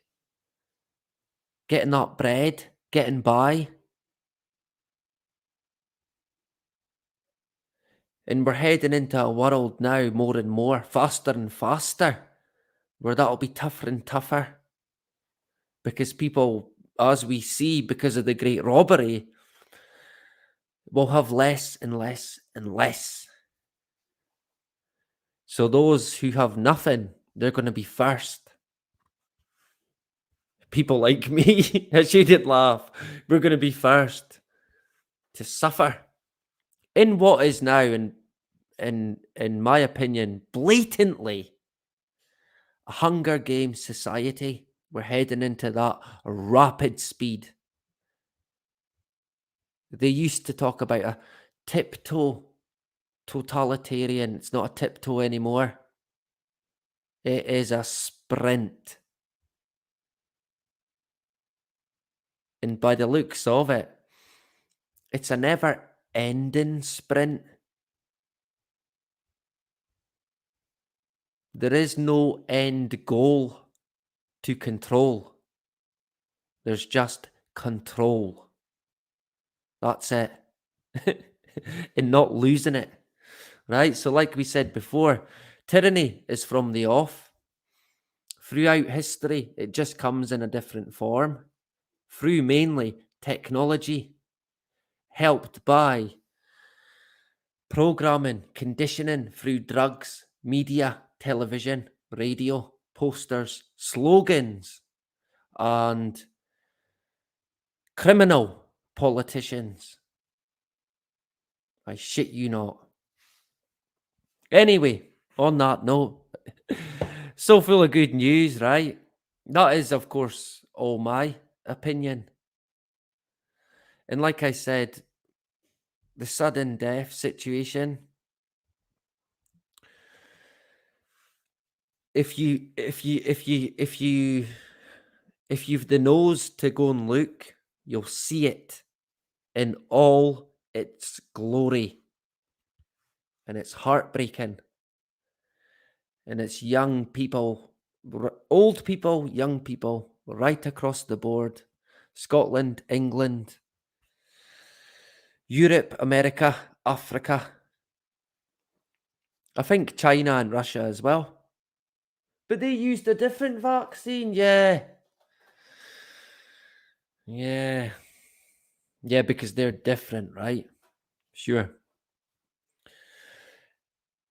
And a common theme that I've noticed when I have looked into it, because I do like to try and keep an eye, it gives me an idea, a feel, locally especially.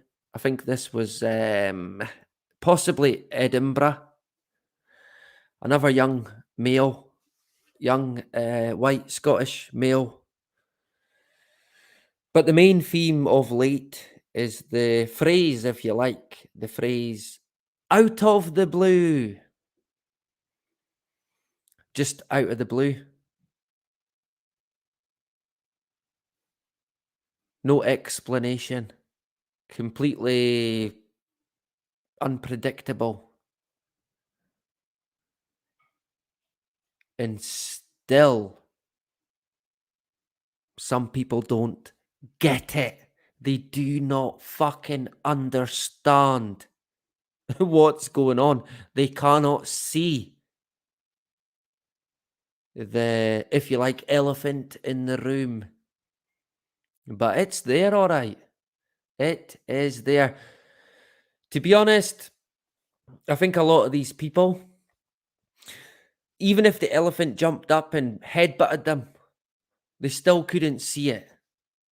They're that brainwashed, programmed, conditioned.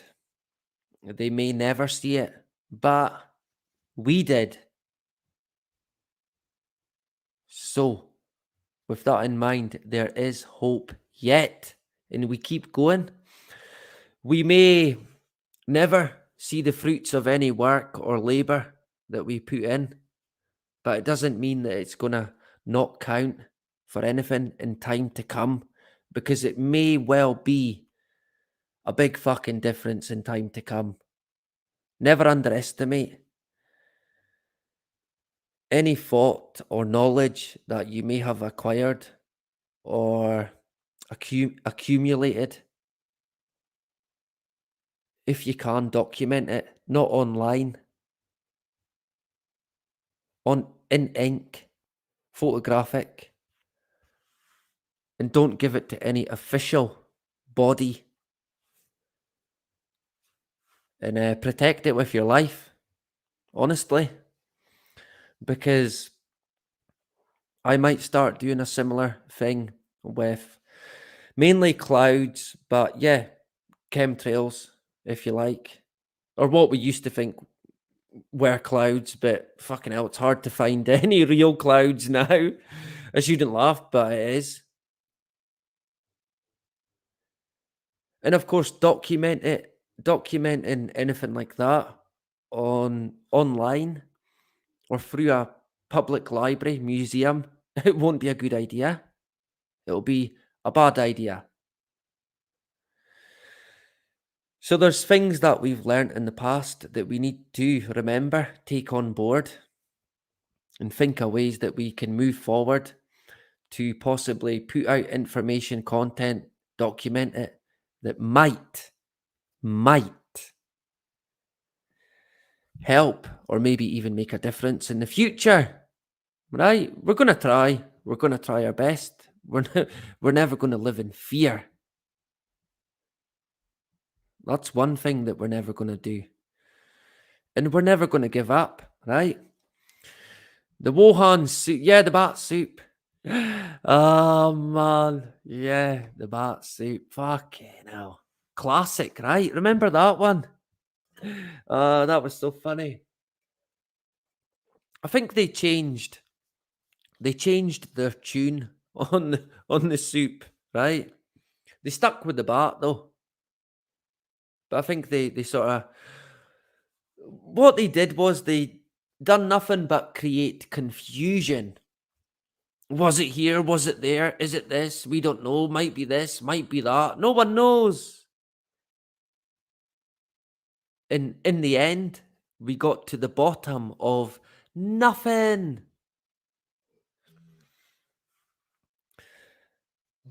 Quite funny as well. Well, I find it quite comical in a sad way, I guess. But patient zero, who from the looks of it never even existed. Oh man, you could not make that up, right? Oh, that is so fitting. Of course, yeah. Yeah. How can you interrogate or question a person that doesn't exist? It reminds me a wee bit of How Dead Men Don't Talk. And the guy, Oswald, right? Take him out. He done it then, poof. What, the next day? Was it the same day that he got shot? The next day? The same week? Yeah, because a dead man can't talk, right? At least not in this bloody realm. So yeah, all very fitting when it comes to the agenda. But creating confusion is always there. And like I've mentioned before, it's a red flag straight away. And it's there from the very, very, very beginning. And again, with the in terms of the origins of this convid that they talk of, they never got to the bottom of anything. And in the end said, we don't know anything.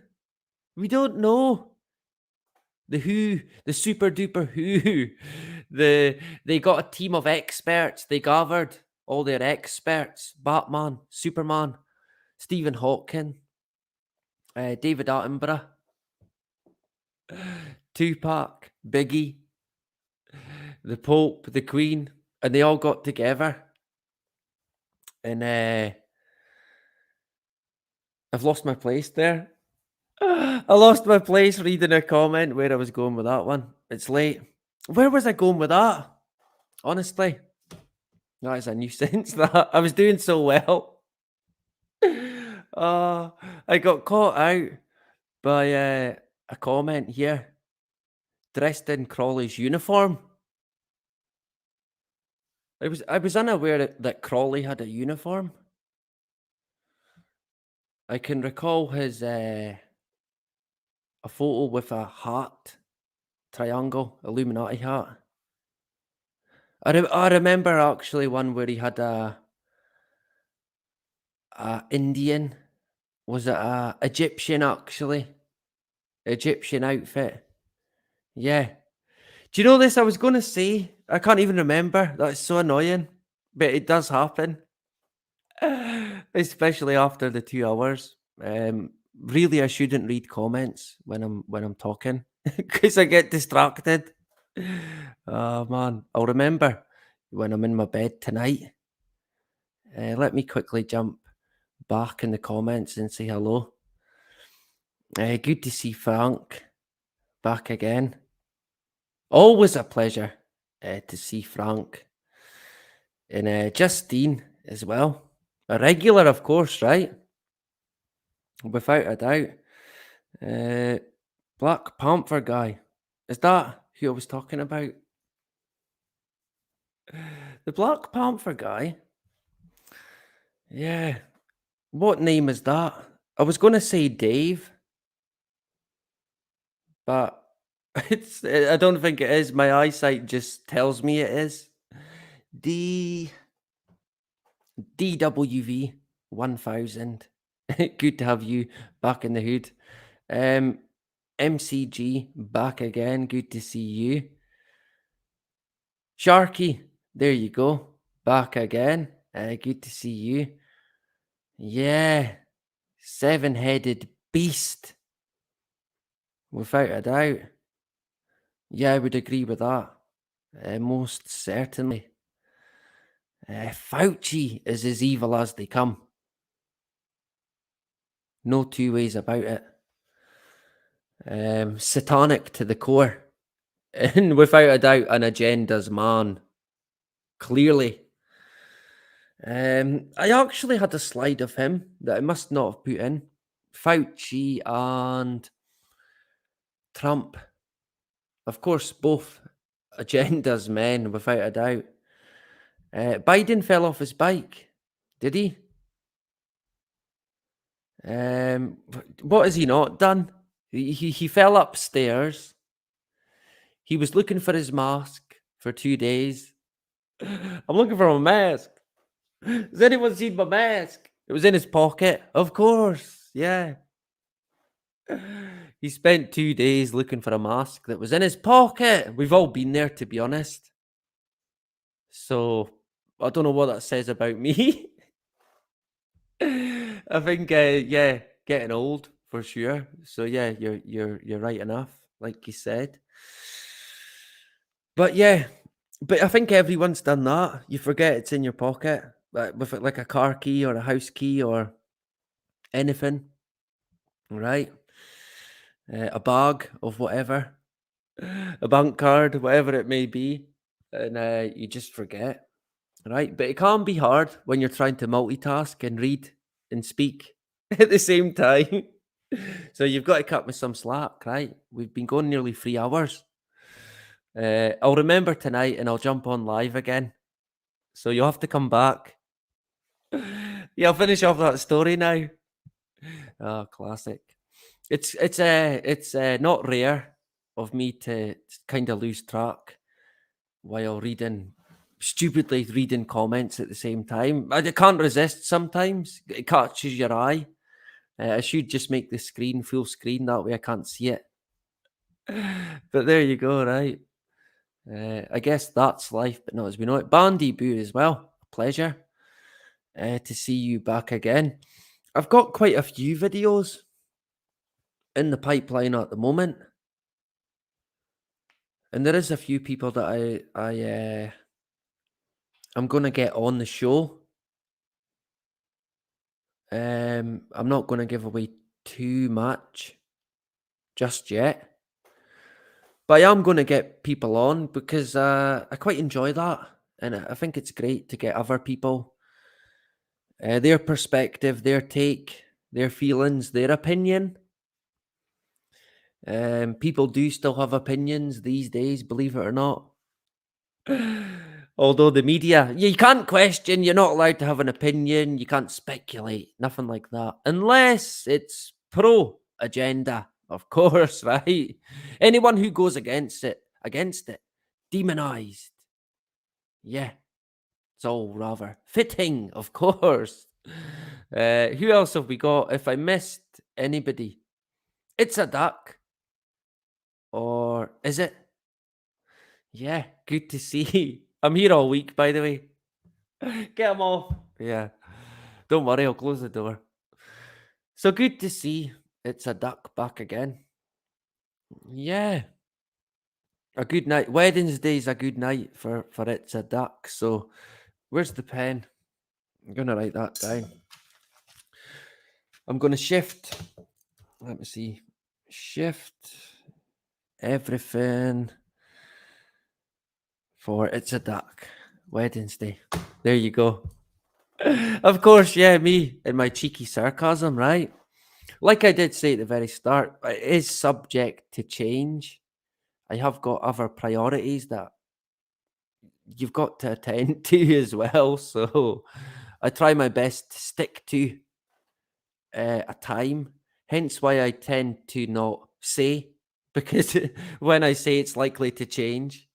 So I try and refrain, although I do like to give people a heads up. So maybe I should say in the description, look, subject to change. But come on, right? We know the script by now. He's late again. Bloody hate this guy. He's never on time. Right? It is good to be on time, but I need to get prepared and stuff can happen.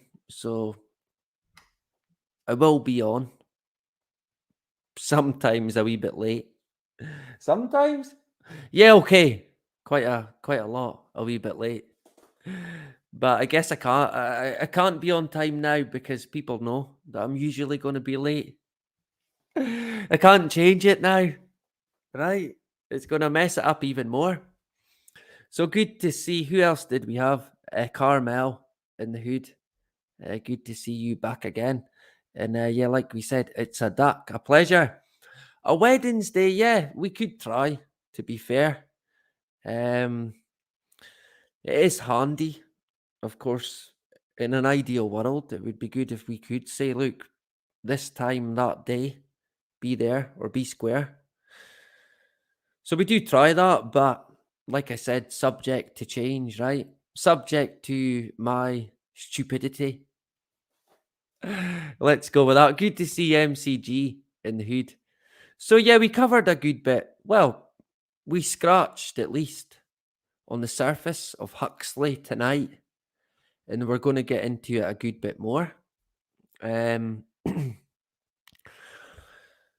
the sake of It's a Duck, possibly next Wednesday, right? So we'll make it a date for next Wednesday. I will be back again before that. When? I'm unsure. Let me think. Now, I'm live tomorrow with John. I think I'm live on a Facebook stream on Sunday. So it might actually be next Wednesday that I'm back again, come to think of it. Failing that, Tuesday. Because it can be, you don't want to overdo it as well, right? And I'm very grateful to be invited onto different streams. I'm flattered, but I'm also shocked, to be honest. Like, who, me? Is he speaking to me? You talking to me, right? You want me to come on? I think he's telling a joke. Oh shit, yeah, he's talking to me. Right, cool, yeah, I'll be there. I'll try my best. I'll turn up, but I can't promise anything, right? So you can catch me tomorrow on John's stream, and then you can catch me on Sunday if you're on Facebook on Ian Tuff's Jacobites page. I think I'll be on with Alex, who invited me on. Alex is a person that I'm going to get on my channel as well. So in the next few weeks, I'll get her on. In terms of people being switched on in regards to the world that we're in, Alex is certainly that. Very smart lady, very, very smart, very intelligent. Honestly, and you'll see that. Of course, people can make up their own mind, and that'll be the case. So hopefully, in the next week or so, we can get her on, and I'm sure you'll enjoy it, right? Who else did I see? Zoo Scott. Yeah, a pleasure, as always, to see you. Ian Marr, good to see you back again. A pleasure as well. And Justine, as always, right? A regular, a fixture at That's Life, but not as we know it. A part of the furniture, right? Family, without a doubt. A big part of the community, the mother of the That's Life, but not as we know it community, right? If I could say. The young mother of That's Life, but not as we know it community. We'll go with that. A pleasure to see you back again, right? So, tomorrow, and Sharky as well. Thank you very much. A pleasure to see you back again. And who could forget Carmel, right? No Rich tonight. Yeah, did you fall out? Hopefully Rich as well, and he'll be back again, I'm sure. So, if you want to watch the film review, you'll catch me on John Davidson's channel tomorrow. I'm unsure what time, but hopefully I'm not late. Of course, I'll try my best. It's a bit different when it's someone else's stream. I'll be breaking a leg to get there. I shouldn't say that, but there you go. So I'll be there tomorrow night. And like I said, Sunday night, I'll be on Facebook, which I know the majority of people here have got sense and they don't go there, which I've got total respect for. And I promote that, to be fair, even though I'm on it stupidly. But with that said, I do help as well. Again, try at least to get a decent message out there in exposing the fucking tyranny. Oh, there we go. The tyranny that we're in. He heard his ears started burning. His ears were burning in the background. He thought, bloody hell, what's that? And then he checked his phone. So you've not fell out then, you're all good. Great. That's good to hear, right? We're all friends. We're all good to go. So good to see Rich. Clearly busy, but listening, right? There you go. Speak of Rich. What is it they say? Talk of the devil, and he's sure to appear. Rich exposed as Satan himself. A pleasure to see you back again. Yeah, Friday, tomorrow night. on John Davidson's channel. If I was smart, I would have a link. You will find it on my community tab, right? So you can check it out there. Anyway, hopefully everyone has a good week. Like I said, I might catch you tomorrow, feeling that. Monday, Tuesday, possibly. And yeah, have a good weekend, right? Forget about the tyranny. Forget about the mayhem, the madness that we're in. Forget it, leave it. Crack on, right? Enjoy yourself. Do what you can to get by. And don't bow down to the complete tyrannical world that we're in. Just don't. Don't bend over to it. Stay strong, stay firm. And like I always do say, do not comply. All right? So, have a excellent rest of your week and weekend. Actually, have I got... Yeah. We're good to go with a video to go out in. I thought... yeah, we have... Oh, man. What I don't want to do is play the same one again. So we'll go with a different one. Right? So, have a great weekend. Don't live in fear. Don't watch the mainstream media. Whatever you do. And do not comply. And that is about it. Bye-bye. Loving you isn't the right thing to do. How can I ever change things that I feel? If I could, baby, I'd give you my world. How can I when you won't take it from me? You can go your own way, go your own way. You can call it another lonely day. You can go your own way, go your own way. Tell me why everything turned around.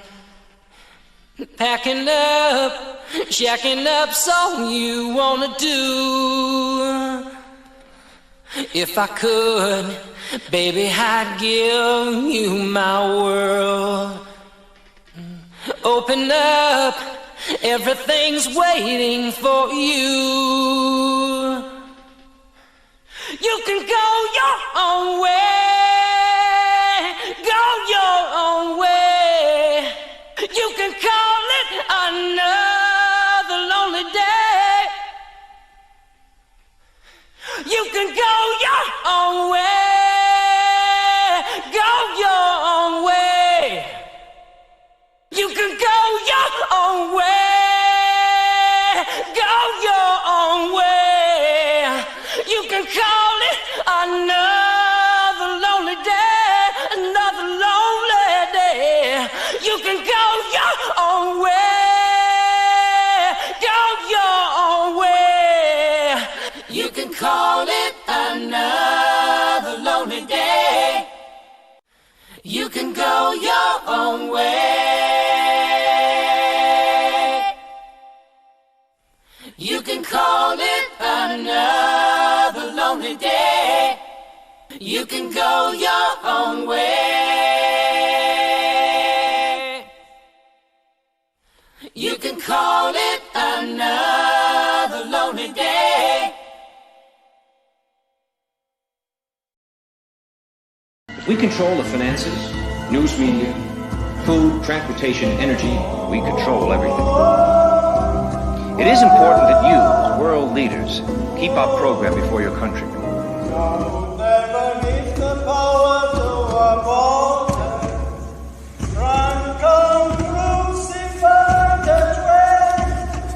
Time will tell. You'll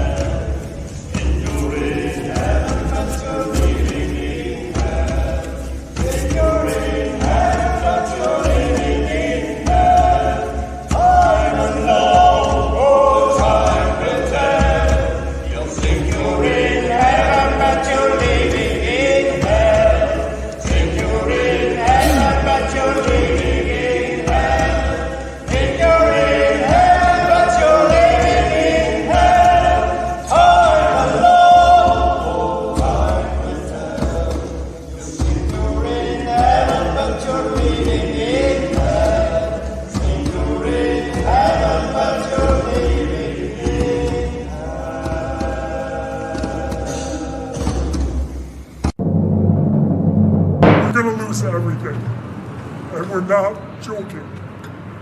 We're not lying. We're not exaggerating. This is so bad, everyone, that we're willing to take this risk. And we're not joking. And we're not joking. We're not lying. We're not exaggerating. This is so